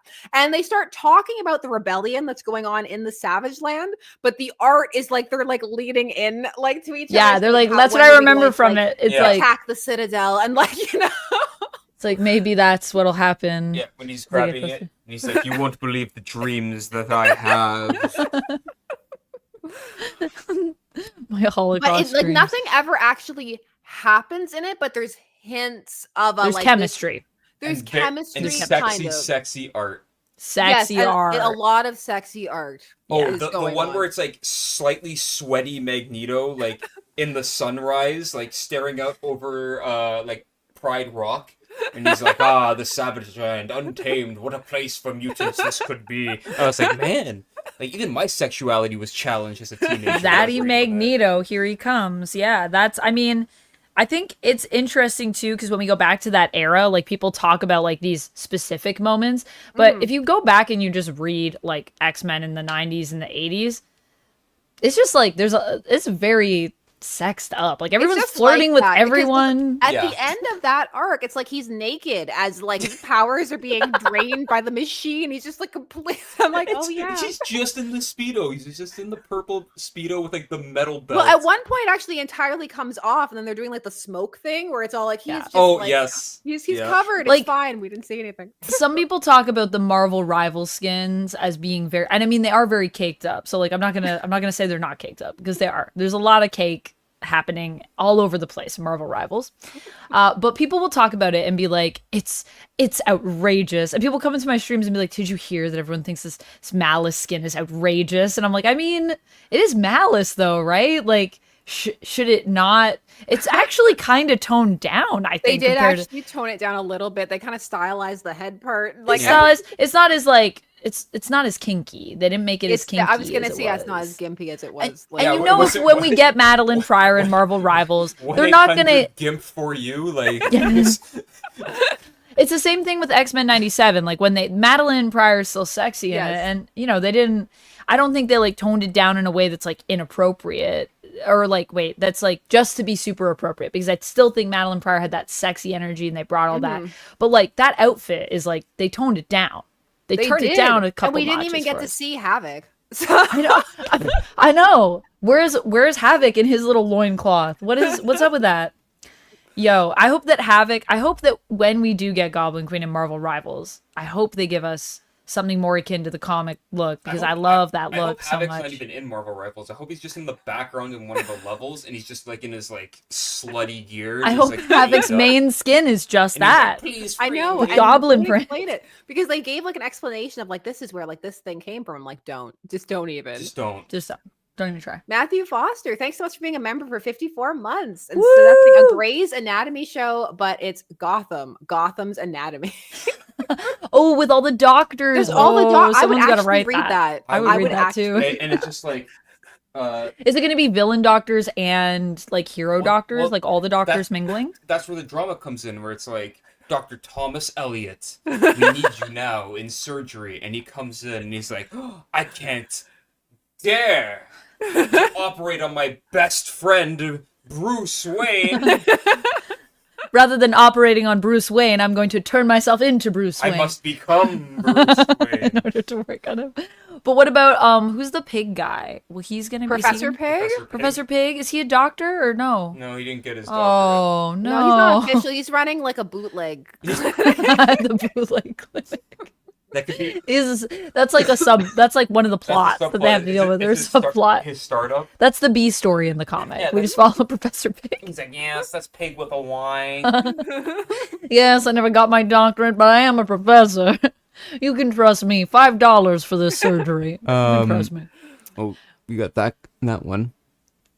Oh yeah, Sasha's got all the. She's got all the tools. She's got the tools I have Yeah, she's got the tools. power. to highlight everyone. Amelia is also saying Magneto's real power is sexy magnetism.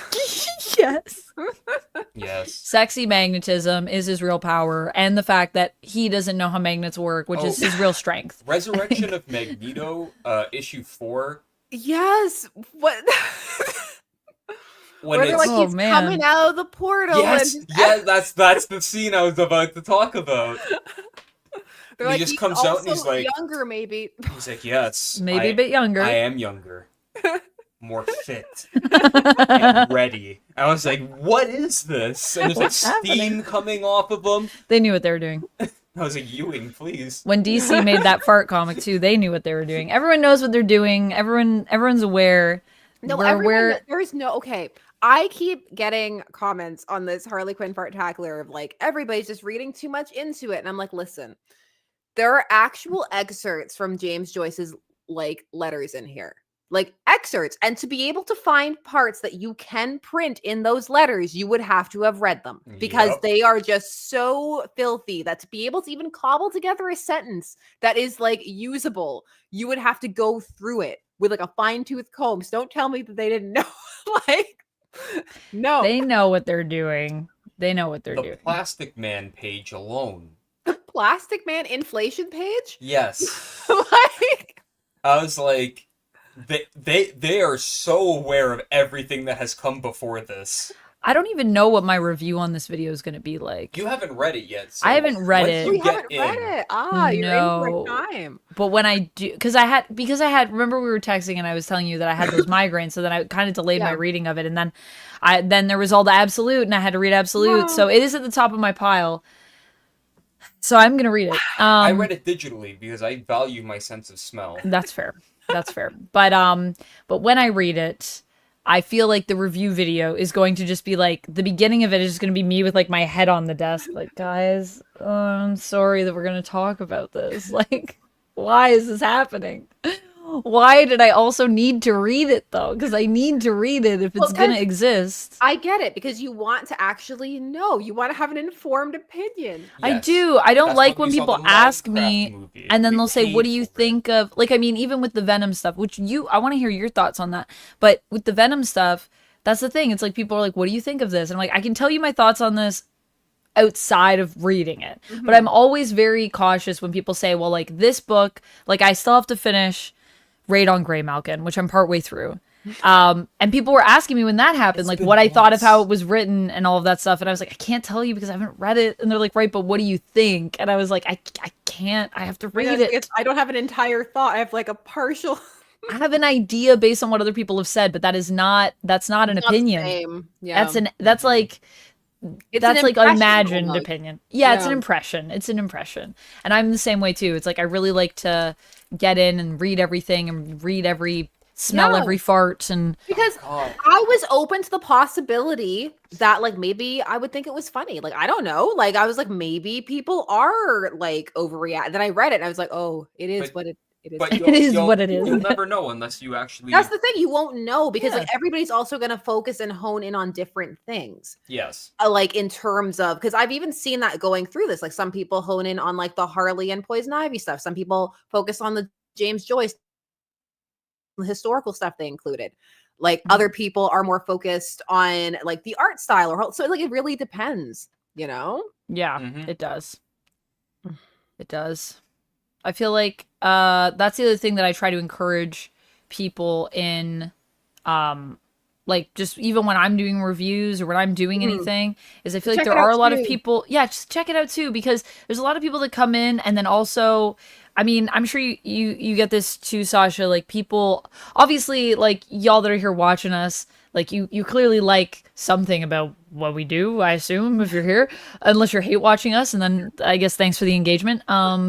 But it is a thing where I think people sometimes get really attached to like my opinions on things in a way that like if I recently did a Captain America review, which I think I was talking to you about, Sasha, and I was saying First Avenger of the MCU film. And I loved that movie when I first saw it. Like it really allowed me to connect with Captain America as a hero in a way that I just really hadn't before that film. It is probably the reason that I am such a big like Captain America fan. Was that film really brought me in. So it has a very special place in my heart in the MCU and nostalgia. Yeah. And, you know, with this whole rewatch, I'm trying to remove my rose-colored glasses and just see like things try as and there. experience it and like, yeah. Just be like this as a film and this just as like an adaptation of the story of things from the comics. What do I think of it? Objectively. I'm trying to be objective. Obviously, you can't fully do that. We all have biases. I acknowledge this. But at least you can be aware of them and then, you know. Yeah. And because I didn't like it as much, which I didn't hate it or anything. Yeah. I just saw more issues with the movie than I thought I was going to see. And so I gave it like a lower rating. Like normally I would have said 5 out of 5. And because I gave it a lower rating, there were so many people that were like, how could you say this? How could you think this? And I was like, I'm just being honest with you.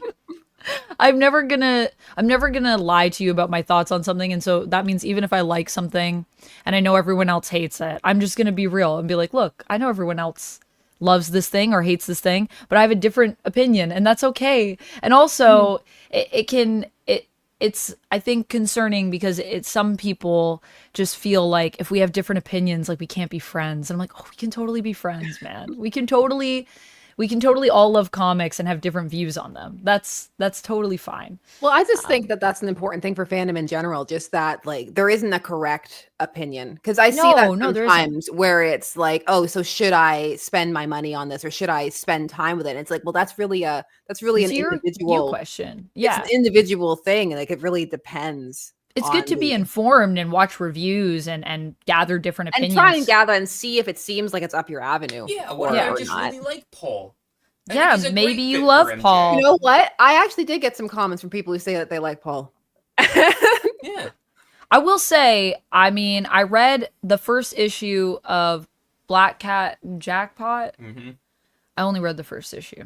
And you said, take this off my pole. Never read garbage again. I didn't want to read any more of it. I'm going to be honest. Sorry. I didn't really like it. Actually, I think I have issue 2, though, so I could still read issue 2. I own that one. I got to read it. I read every comic that I buy, eventually. So, yeah, I read it, and I didn't really like it. But you know what? I was like, so wait, but why does everyone, like, really hate Paul? We just hate Paul because he's coming in. He's taken over. I'm like, he seems kind of fine as a person, though. Paul's like, not Peter. That's his that's his sin. Yeah. Paul is not Peter. And the all new Venom run though just like has it in for Paul so much. It's like it hates his hair, it hates his food. It's like hates everything about Paul. Dylan Brock, my son. Dylan Brock, your son. Hates Paul. Hates Paul. Yeah. So much. You know, fair enough. I mean, I get it. And I feel like that's why a lot of people also love Venom, because we all gotta, you know, kind of be like, yeah, screw you, Paul. We don't like you, Paul. But Paul is a person, I feel like, just like without the whole Peter stuff. He seems fiction. He is a work of fiction. So is Spider-Man, you know? I don't know. Some of these ideas people are having for their comics are making me laugh. Like Patrick Gerard saying, but seriously, I need a scratch and sniff Watchmen, and then maybe an Alan Moore interview rant about that, where I need 3D glasses to experience it.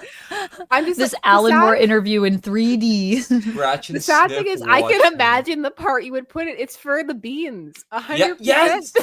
I was gonna say, smell Rorschach's mask. Like that's what we need. Smells like vagrant. Oh gosh. Oh my gosh. Tony Jackson is saying, can I just get a Martian Manhunter special that comes with a pack of Oreos? I would actually love that. That would be great. Martian Manhunter Oreos. Cross promotion. That's way more fun. Honestly, Tony, you should be working with DC to come up with these gimmick ideas to sell stuff, because I feel like that's way better than the fart comic, personally. Martian Manhunter, there has to be a Chacos reference, right? Like, it's too ingrained at this point. There are some deeper reference. Like, if there's one I didn't get the chance to mention, I'm sad I didn't, but it would have detoured it. Where is it? So it's like the guy who explodes, and one of my Ben Chan, who was here earlier, actually put it in a community post, which was great. But the guy who blows him up is the Human Flame. Yes, the Human Flame. Yeah, like, and I was like, hey, the Human Flame. It's like somebody remembered the Human Flame outside of Grant Morrison and like that one story from the Silver Age. Old school. It's a throwback. He's like one of those joke characters who shows up from time to time, like in who's that? When like Asbestos Man showed up and he's like, well, I'm dealing with my medical bills. Like, he's like one of those characters. God, I didn't even realize it was the Human Flame. Yeah. That's also like really plays with the whole idea of the fire stuff that they're doing with it too, which it's going through, like, there's a lot of thematic like callbacks to the Martian Manhunter, which I really like. I just really loved Absolute Martian Manhunter a lot. There's just so much depth to it. I would say, in terms of comparing it to the like, deepest issue. The other Absolutes, like Martian Manhunter is really telling its own story, and like all the references are like really deep tissue, where it's like, if you know, you know, but if you don't, doesn't matter at all. Like, it'll go over your head and it won't matter to the because context the of story's the story. still complete, but it's like if you do know, you're getting this extra layer to it, which is fun. Yeah. Arminius, thank you very much for saying rank best Spider-Man. For me, it's 1, Andrew Garfield, 2, Miles Morales, 3, Tobey Maguire, 4, Tom Holland, Yuri Lowenthal, the voice of the games. So good. Yuri's really good. Yuri's really good, Peter. I really like Yuri. I don't like what they did to his face in the Second one? remaster. the Like, remaster. I don't love the remaster either. Like too much. Because I It was have too it different. for PS5, and it auto downloads that version Yes. of it. And I remember watching it and being like, "This is wrong. There's something off here. I don't like this." Well, I think I would say for me it would be Tobey Maguire's Spider-Man, and then I guess if we're just going like Miles, are we going like Miles from the animated movie? I'm assuming because these are movies. I think it's Tobey then Miles for me. Then I don't know. Oh, then it gets hard. If we're just ranking like Spider-Man's, like in terms of like, for me, there's going to be a factor of just like the one that got me into Spider-Man.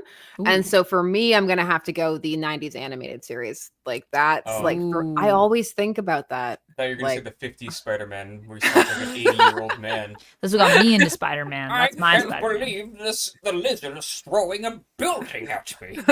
Love it.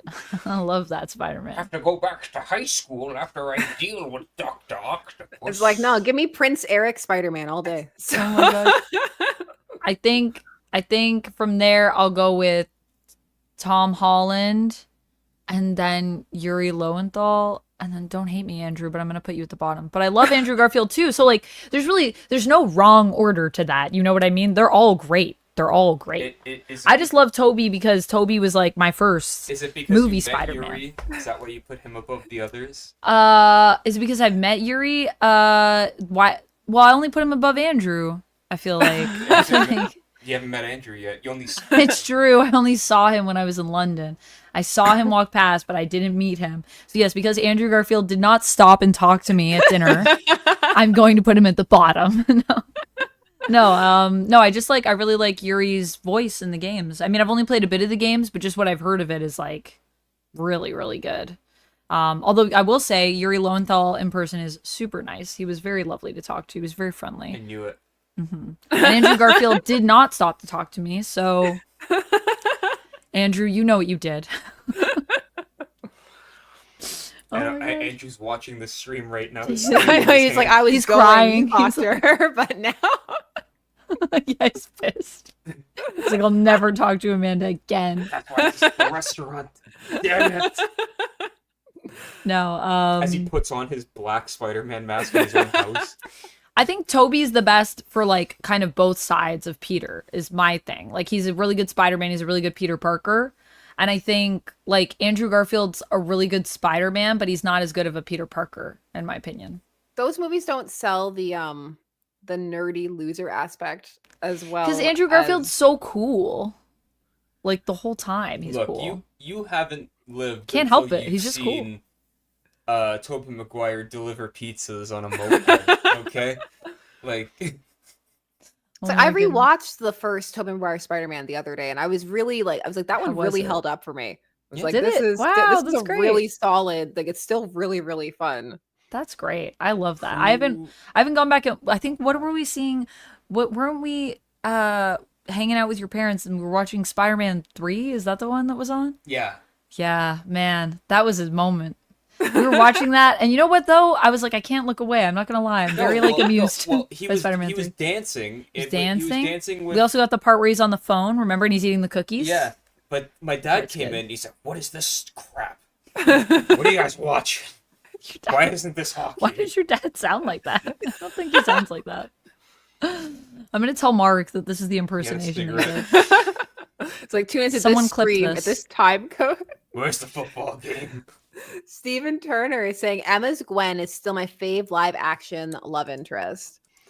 I do think that Emma Stone's like Gwen did do something for like bringing more awareness to them trying to use her a bit more. Because remember they tried to do that like Gwen Stacy series. I remember the Christos Gage and stuff got delayed forever and then came back and there was a whole like thing. Now we have, what do we have right now? We have like Dark Gwen. Gwen, like the Gwen is Gwenpool. back from the Yes. dead. Yeah. and we have the purple costume, the purple and black, all the edgy purple- covers with her giving the middle finger Yes. on them and stuff. Yes. Yeah, she's a killer now. Why did Weapon X dig up the corpse of a high school girl who died in the 80s? Who knows? No one knows. Also, if Gwen comes back and she's dead and then she's resurrected, like, we can't even ship her with Peter, right? Because, like, there's got to be an age difference now. Like, she's been dead for a while, right? Like, unless I guess they age her up.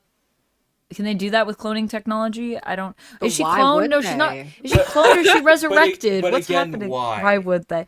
Why would they? Why would they? Is going to be the name of my video when I'm sure when I cover that. Just why would they? That's it. I'm not gonna put the title. I'm just gonna put why would they? Again, it's my dad with the Weapon X facility.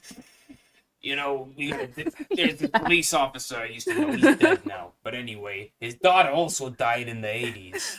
Let's not bring back him. We Let's gotta, bring we back gotta her. dig her up, put her in a Deadpool costume, fill her with adamantium. We're gonna use her to kill people. Any objections? I didn't think so. No, because it's just him alone in the room. That's fine. I think earlier Animus had a question that was a super chat where they were just asking for the cover of Magneto and Rogue with the Savage Land clothes. Uncanny. That's an Uncanny. It's issue. Uncanny issue number. What is the Savage Land issue? I used to know it off the top of my head because Oh wait, are we all gonna look it up? we're all gonna try some race now. It's one. No, that's not it. That's not the one. That's not what I want. I can do it. Do I have it? Is it 274? It is 274. 274. There you go. Yeah, that's You the need one. Uncanny X-Men That's 274. the one. That's the one. The hottest one. That's the one everyone wants.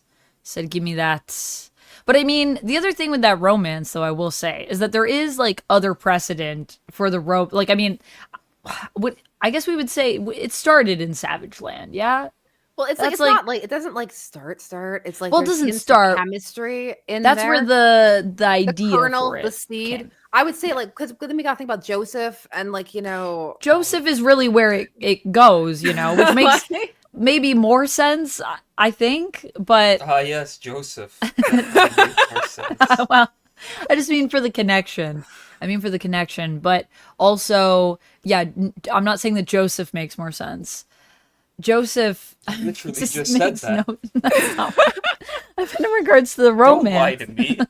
Never mind. the infamous Mike Manhattan. Thanks very much. Is asking thoughts on Giant Generator's recent comics. I've been really enjoying lots of the I've liked grommets, I like the sacrificers, I like the seasonals, all of those things that are going on with Rick Remender, and there's like more people are being added to the line now. I think they're fun. What about you guys? Have you been I reading think into I've Giant only Generator? read the I've only read Sacrificers. Sacrificers. Sacrificers It's is really so good.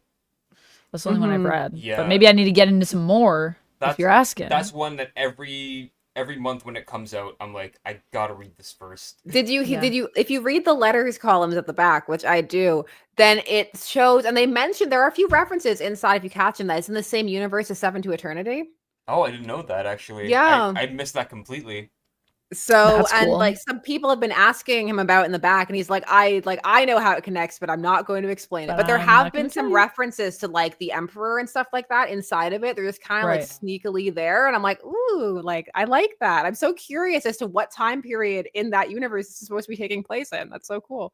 That's really cool. So I Like, didn't even yeah. I didn't even make the connection until you just brought that up. Yeah, I can see it. like it's interesting to me. So I'm like, now I'm intrigued. I need the deep connective lore as to where this is supposed to be like where/when it's supposed to be taking place. So I really like Seven to Eternity a lot as Mhm. well. I thought it was great art. That's what brought me in Mhm. the first place was the art. Yeah. Give me that sweet, sweet art. Jean Flowers is asking, is anyone reading Hyde Street? I am reading Hyde Street. I was reading Hyde Street. What happened, Matt? I had to cut some books. It's not because you didn't like Hyde It's Street. not because I didn't like Hyde Street. I just look, budgets are tight. things maybe are going to only get more expensive. Yeah, it's up to me now to read all of Well, the Ghost Machine books. I mean, I'll probably still read Hyde Street, but I do tend to prioritize physical. I wouldn't say like above digital, but I'm just saying like digital is like when I get to that, I'll get to that. Unless it's something that's digital that like I need to read for something that I'm doing. I get that. So I will probably get back to it though, because I really liked it. Honestly, I just really like love like horror books in general. Horror And anthologies has had a crazy resurgence lately. Yes, and it's been lovely. such a fun time. yeah. I've loved Creepshow was the one that started it for me Yeah. in this, I would say, resurgence. Yeah. Then we had Epitaphs from the Abyss that came in. Yeah. Cruel Universe, which was my personal favorite. I liked that one too. We And have then Hello that- Darkness as well. Hello Darkness, Hyde Street, and then now Cruel Kingdom, which has come in. And We love a Cruel Kingdom. yeah, but the problem with me is like, unfortunately, Mm-hmm. can't buy everything. Yeah. If I could, I would, but there's just not enough budget, and I had to drop Epitaphs and Cruel Kingdom. And I'll, like Amanda, I'll read them digitally. I'll get them digitally. We're but still gonna support them. I'll support them, but I get there when I get there. Yeah, Yeah. it's just less of a like need to have it right now. But that's, I mean, you know, and the prices of comics are only going up, so yeah, is what it is. I think didn't DC just confirm? Nothing says $7.99 like a Harley Quinn fart and sniff. Oh no, I'm thinking of Spawn. Spawn's raising their prices, which is pretty crazy because Spawn hasn't raised their price in like forever. In a long time. Yeah. Long They were the time. last bastion of $2.99 comics. The last $2.99. Goodbye. I remember I was going to the comic Sad. store with my pennies, my roll of pennies. They in must my have loved bag. you at the comic And I store. was like, Rolls of pennies. Get me one Venom by Rick Remender, please. And they $2.99. And I was like, and one Kyle Yost Scarlet Spider. And it was also a $2.99 comic. And I left 2 beautiful comics for under $10. Now I'm lucky if I get one comic for like with tax and everything under $10. Yeah. Yeah. No, like that's why I stood for so long and debated about like this, because it was one of those things where it was purely one of those aesthetic decisions. I'm opening it. Yeah, where open it. was- so I can pull it out without the price tag on it, 'cause I Ooh. really like it. It's But so pretty. because all the other ones were the normal cover, and I kind of wanted them to all match, you know? Yeah. I Because knew as I soon knew as that they I was had like- a Hal Jordan variant, I was like, That was Sasha's the getting one. that's the one. Sasha will be getting the Hal Because Jordan I version. was just like, but I couldn't make myself buy both. I'm like, I'm not gonna get. Mm-mm. I'm just gonna get one, and they're just not gonna match, and that's how it's gonna be. And I'll probably buy all the Hal Jordan covers because I have a problem. So Meanwhile, I was over here like anything with Joe on it. Like Duck was like, "Which one do you want?" I was like, "Anything with Joe. I don't care. Just it has to have Joe." So let's answer this, then I'll ask you the question that I have, which is Okay. Arminius is saying, speaking of 90s Spider-Man, will they ever do it like X-Men 97? Like just call it Spider-Man 98 and answer the big question, what happened to Mary Jane? I would love it if they did Spider-Man I 98. think That'd that's be why they great. had Spider-Man in the finale. The little cameo, the Easter egg thing, I yeah. think they were testing the waters. I think they're cooking. I think they're cooking for us, but they're not saying anything yet. So like nothing official has been said. But I think if they don't do it, that's dumb. They're leaving Like It my would be a pennies missed on the opportunity, table. I feel like. Yeah. mad missed opportunity because so many people want it, and like I know that the team has said that they would totally they'd be down for it. Yeah. to come back. So it's like everyone's down, everyone wants it. You already had a big success with 97. It's like, you know, just do it. Just do it. I mean, I also really liked your Friendly Neighborhood Spider-Man too. Like I liked that we got something new. That was fun. But I think people really want to go back to the thing that brought a lot of people in. Even though 90s Spider-Man isn't my Spider-Man, I know so many people that like really love it. So Also, yes, Peter, I did get a haircut. That is indeed- Yes. yes, Duck got a haircut today. I saw some people asking about that in the chat. They were like, Duck, haircut. Yes. They noticed. Looks very fresh. So did you read Absolute Green Lantern? Yes, I did. Okay. So how did you feel about all of the Joe covers versus the amount of Joe inside the actual issue itself? Well, you know, it is going to be, I think it's actually going to be kind of like a little bit of everybody's book, honestly. I do too. But I think Joe is still going to be like the main Lantern. Like, no, I think so too, but I just mean like more from a marketing perspective, because I did see some people in my comments be like, "Hey, I bought this book like expecting more Joe," and then Joe was, and then I got Hal. I mean, yeah, I will say I wanted more Joe, but I liked that it left me wanting more. And I mean, Joe was still in it, and we still learn a little bit about her. But like, I had to do I've been doing all my shorts like who is the absolute whoever, and I did who is absolute Green Lantern, and this actually was a debate between Duck and I, because I was scripting it, and after I scripted it, I usually like to like read it to Duck and be like, what do you think of this, like, and then we kind of work on like how to edit it down to get it into the right amount of characters if it's too long. And I'm talking about Joe in it, and I'm like, Joe, she's come back, and she's come back from Coast City, and like, what happened to her? And I had to come in and say, nobody cares. Yeah. Duck was like, because you're like, oh, she just got a divorce, she still ran the ring, but there's not a lot of people in Emerald City. I was like, when it comes to Green Lantern, no one cares about her personal life. Talk about what happened in the issue. Like Duck's like, talk about Hal, and I was like, but she is absolute Green Lantern though. So if I do this and it's like, who's absolute Green Lantern, I just talk about Hal, who also is not Green Lantern at all. I don't think he's Black Hand. I was like, this is a lie. Like, then we should just title the thing like, who is Hal Jordan, an absolute Green Lantern or something, or that like, just sounds like an existential question. Like, who is Hal? What is Will? So willpower. Crackpot theory. Which. Wait. Before you say that, I'll just answer this question. Sorry, go ahead. To summarize, I did not feel robbed, because I know where the story is going, and I know that this is the issue 1, and so we're setting up some other stuff, and then I think we're going to jump into what's going on with Joe next issue. I think we're building up the story of like, and we're going to get like everybody's little pieces. Or I mean, we might not even get to her next issue. She might not be until issue 5, but we're going to get to her, and she's going to be a big deal. So I like that my issue 1 still has her on it, because it's her book. So it doesn't, I was a little like, oh, I wish there was more Joe, but I trust that Ewing is going to give me Joe. So I'm just like, okay, we'll get there. But it is, if you, especially, Hal's not my favorite Green Lantern. So I was like, okay. Hal Jordan. What's your theory? I think that this is just early thoughts after reading this and seeing. Yeah. Because I love the idea of Hal being Black Hand. I think it's really cool. Especially the way that it was set up. But I think that Abin Sur has a bunch of weapons on his Green Lantern symbol ship. And I think that all of the Green Lanterns from main continuity are all going to become weapons of different aspects of the Green Lantern lore. That's cool. With Guy being a cop, I think he might become a manhunter. Like with John Stewart, I think he's going to be... What's John Stewart going to be? I was going to say maybe he's Parallax. Whoa. That's real. I actually really like that theory, because they did take the time to highlight what they all did. And when Hal was talking, he was like, I'm in collectibles. Like, Yeah. Because there's nothing to actually show that those people are actually dead.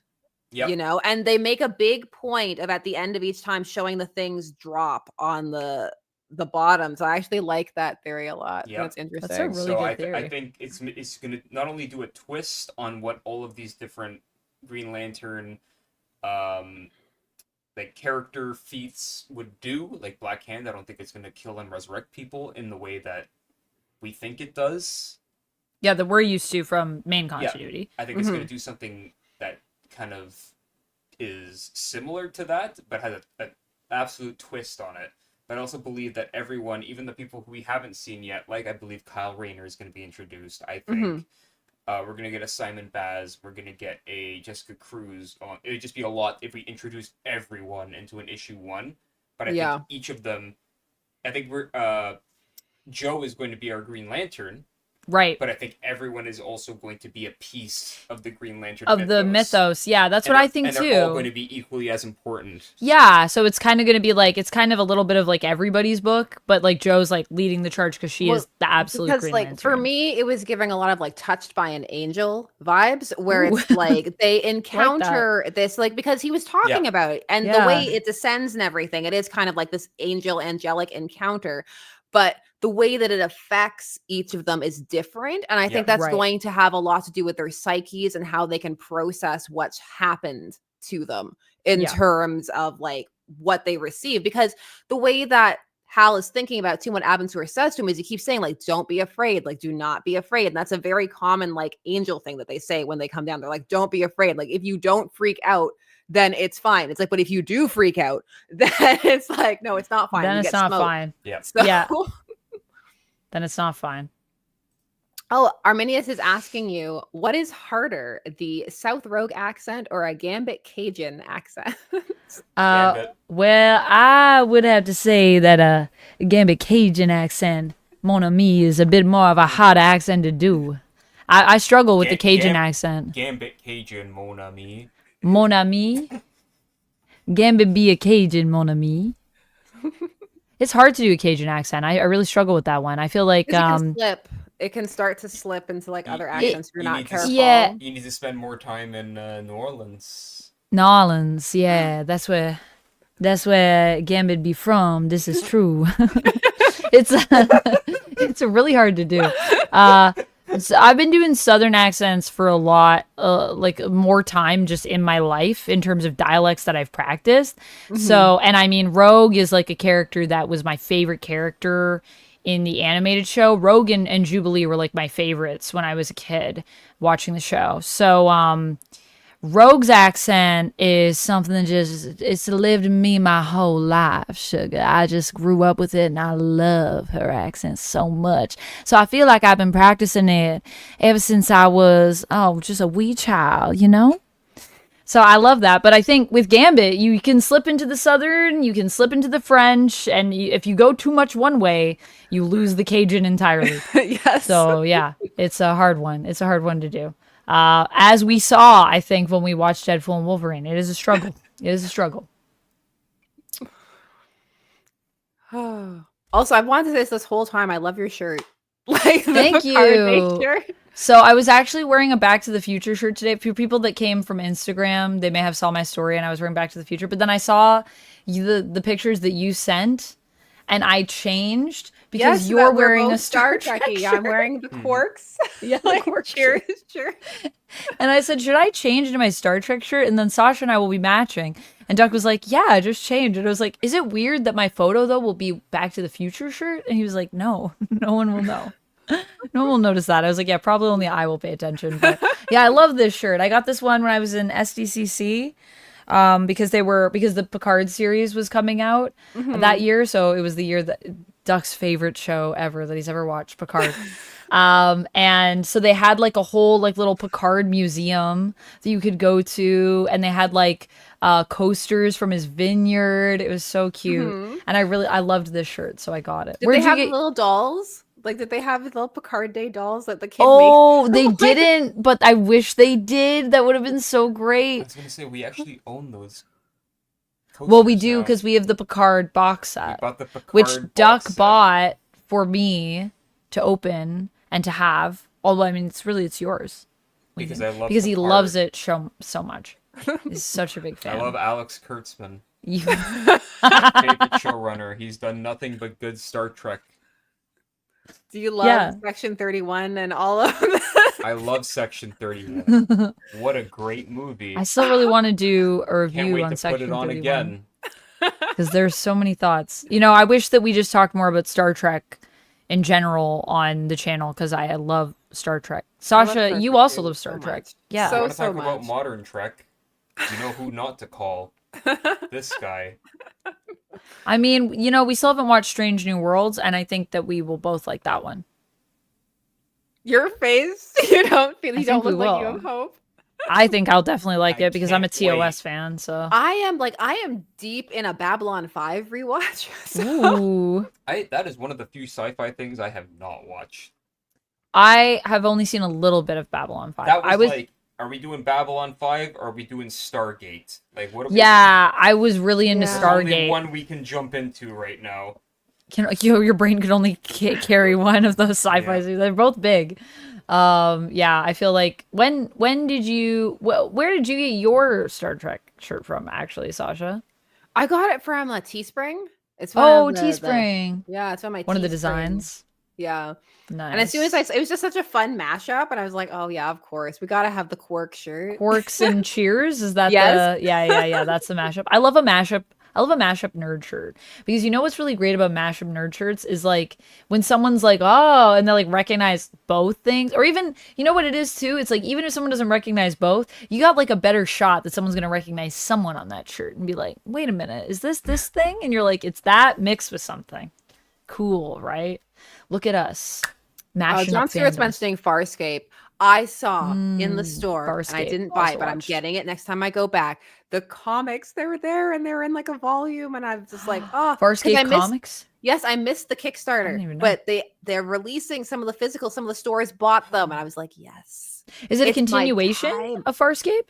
Or Yeah, it's like there's more like it's like yeah. episodic and stuff. It's fun. That's cool. That reminds me of when the G.I. Joe Kickstarter happened with the Hama stuff. And you Mhm. didn't back it. I didn't have money. That's all right. Those, you know what? Those will be out somewhere, and I'm sure we'll be able to still get Larry For Hama. $10,000. Oh my gosh. I'm sure we'll be able to get Commander one. volume. We will get some Larry Hama collections. I'm And sure it'll now they happen. have the Transformers collections. You can buy either the Mhm. Autobots version or the Decepticons version. They're just Yeah, toying I've with seen your those. emotions and your And wallet. they're like, Yeah. we're gonna wait till Duck has no money in his bank account when we're gonna put these out.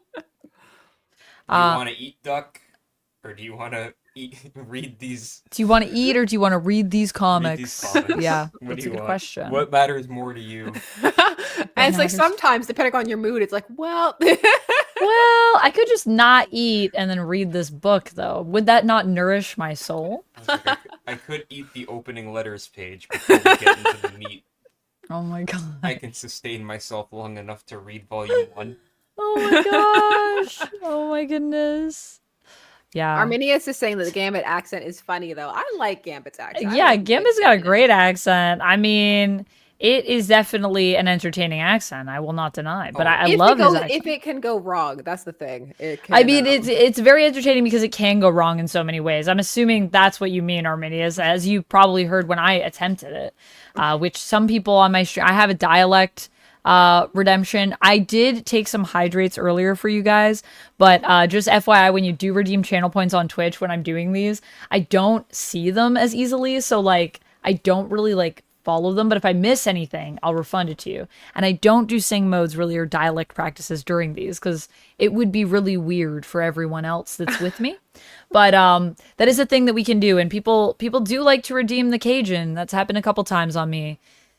And it is such a cruel thing to do because you all know that I'm not very good at a Cajun accent, but maybe I should practice more. That and Australian, I really struggle with Australian accents. But I'm better at New Zealand for some reason. I guess I just practice that one more. It's one of those things. It's like I like doing them, like when I'm reading and stuff like that. I'm like, it's. Oh my fun. gosh, I like love to your assume- voices in your videos. it's They're like, I like to so assume great. that we're all here to have fun, but like, Yes. sometimes it's like, how dare you not have the most authentic? And I'm like, okay, look, listen, we're Listen. reading. That's like when I critiqued Emma's voice in Marvel Rivals, and then I wasn't sure how to respond to people when they were commenting, like, what do you mean, Amanda? Like, what voice do you hear? And I mean, I hear Emma British in my head, which those of I you get that what have you heard mean. me talk about her probably know, but I didn't know how to say it in the comments because it was like, I'm going to sound like a crazy person because I know, like, it sounds like I don't understand who Emma is, but I'm like, no, I know she's American, but she just speaks like she's British, and she is, you know, a telepath. So she can make herself sound however she wants to people. Which I completely She could just give understand, herself an because accent. When I read Mr. Sinister, all I hear is Snagglepuss. Oh my gosh. That's only because of me. My Mr. Sinister word that I hear in my head. How many clones I had to get rid of. That's how I hear about it, because he loves his fabulous capes, and it's great. So that is a weird. But then you know what was great? Everyone else in the comments, like suddenly people started coming in and being like, "Oh yeah, it's because you hear her British, right? Because she does sound British, though." And I'm like, "Yes, the people see me. I'm good. I'm not alone." Because I always think it's such a weird one, but apparently there are a lot of people out there that are with me, and people are like, "Yeah, I hear her with a British accent in my head." And then there are people in the chat and are like, she's from Boston. She is from Boston, 100%. She Hey, is historically. She's from Boston. Gotta get some Boston pizza. Gonna get the car, gonna take it down to Star. Come on, People are Scott. doing it. They're like, park the car. Like, you know? Park the car, Scott. Park the car. But that's just not how I hear her in my head. And I think the thing is with telepaths, What do right? you You mean? can kind of sound however What do you want, mean, probably. Gene? What you want to throw down? You wanna go? She's New England posh. Yeah, I like that. I Emma's like getting a series soon, isn't she? Yes. Yeah. Wait, Emma. I'm The White excited. Queen, right? Yeah, Emma the White Queen. I'm excited. I mean, the only thing that I'm sad about is that everyone's getting a series. So it feels like too much because I'm like, I got too many series. I want to like they keep dropping these new series and I'm like, gosh, that's another one I want to read. Oh no, can't read them all. To me, though, it also feels like they're pitting all the writers against each other in kind of like a battle royale-esque, like, all right, we're going to keep adding these solo series of ex-women, and See who wins. Yeah, the lowest fight for best the lowest ex-woman. bot is canceled. So we're just going to keep adding them till you're all canceled or you're all surviving. Are you going to beat Uncanny in the solicits? Let's keep it going. The other thing that makes me sad about it is that, like, this is some people... when you know the series do drop off or end, you know, I mean, Dazzler was just a limited. That was a whole experience. I still have to do my Dazzler video. They brought Dazzler out to pasture as soon as they announced that book. And my thing is that people will then say, like, well, you know, that's why like female superheroes like can't have books. And I'm like, well, wait a minute though. We did do like 15 of them and pit them all against each other. So maybe that was the reason they didn't do. I don't know if it's because of the characters of these women. I feel like a lot of people want to read about these characters. I love that they're doing it. So many of them I love, but I just wish it wasn't, all at the same time as... It's a lot. And a lot of people are also train's not the right word, but are anticipating that a lot of books aren't going to make it past a certain point. So it's like sometimes you'll find some people who, when they get to the store and they're like, oh, issue 7, now it's like might be a thing. Like now it might stick around. We made it past issue 5. Yeah. Like I can hear But again, it's like Alvin it's expensive, you know. in the background. Yeah, it is expensive. Yeah, Hi, Alvin has opinions on that one. It is true. It's expensive, and it's like, it's just that we can't like, you can't give people 30 books and then be like, well, what do you mean they're not buying this book? Well, it's that's like, why I'm much more invested. Like when I'm talking to people or I just read interviews or I hear things where it's like, oh, like we already have 12 done. And like, we already have like this, but like we're signed on for like 3 years or like, you know, that kind of thing. Like that makes me feel like, yeah, like I think I can like sit here and invest more in like on the personal side of what I'm just reading for fun, because that's different than like the things that I read like for the channel, which sometimes can overlap, but not always. It is upsetting sometimes too that like, you know, you invest in a comic and then it's like you want that story to go on. Like, I mean, I think NYX ending was like really sad to me because I was like, oh, I like really liked what that book was doing, and like not every issue has been like a 10 out of 10 or anything for me, but I liked the story, and I liked that it kind of felt like it was doing something different from like the other like team books. It wasn't really like as much a team book. It was like still trying to become something. They were building all this stuff, and then it's just like, and then it's just going to end. And I'm like, okay, well, I feel like they had a lot to build. I feel like Kelly and Lansing had like a whole story they wanted to tell us. So that's sad. And I liked the characters. I didn't like everything they did, but it's just a bummer. And it's like when you invest that much time, like months into a book, only to find out that like it's just going to be canceled, you're like, cool. Great. Love that. And it's always the same types of books that get canceled too, with Big Two anyways. Arminius is saying my favorite love interests are Emma Frost and Madeline Pryor. I have a soft spot for Storm also. What are Duck's favorites? Ours don't count, just Duck. Oh, just Duck. This one's for Duck. Favorite love interests, yeah, like in terms of like just like Marvel love interests, I guess? I mean, I think comics, but I mean, these are all ex-ladies, so I would say you could also do people that are X-Men adjacent, if you have preference to X-Men folks. Moira McTaggart, maybe? As weird as it sounds, where are you going with Psylocke in Quanden's body actually had one of the most healthy relationships with Warren at the like when that was happening, and I was like, man, because I was also in a not great relationship at the time. I was like, I wish I had a relationship as stable as a British woman trapped in the body of a Japanese assassin, and a man who is touched by apocalypse and has like split personality syndrome and kills people on a whim. But just to give you an example of like where I was, but I was like, wow, these guys are real healthy. Right? Yeah, a lot I of hope people nothing like bad that. happens to them. Rick Remender in Uncanny X-Force. Just looming. He's like, here I come. Yeah, that's fair. Psylocke is a good pick. But yeah, specifically that era of Psylocke. Specifically, Psylocke in Quanen's body. I have nothing against Quanen. That's what Duck I said. have nothing against Quanen getting her. Well, I also like Quanen in general. I think Quanen is a lot more Quanen is cool. emotionally stable than Betsy. Honestly, I kind of agree with you. Kind of agree with you on that. But also when it comes to X, like peeps. Yeah. Probably. Yeah, probably Mystique. Mystique? Oh yeah, Mystique is great. Mystique is a hottie. I agree. It's also because she gets shit done. She gets shit done. That's my fair. main thing. And honestly, even though Mystique has a lot of issues, she also is like one of the healthiest relationships. She's also a ride or die.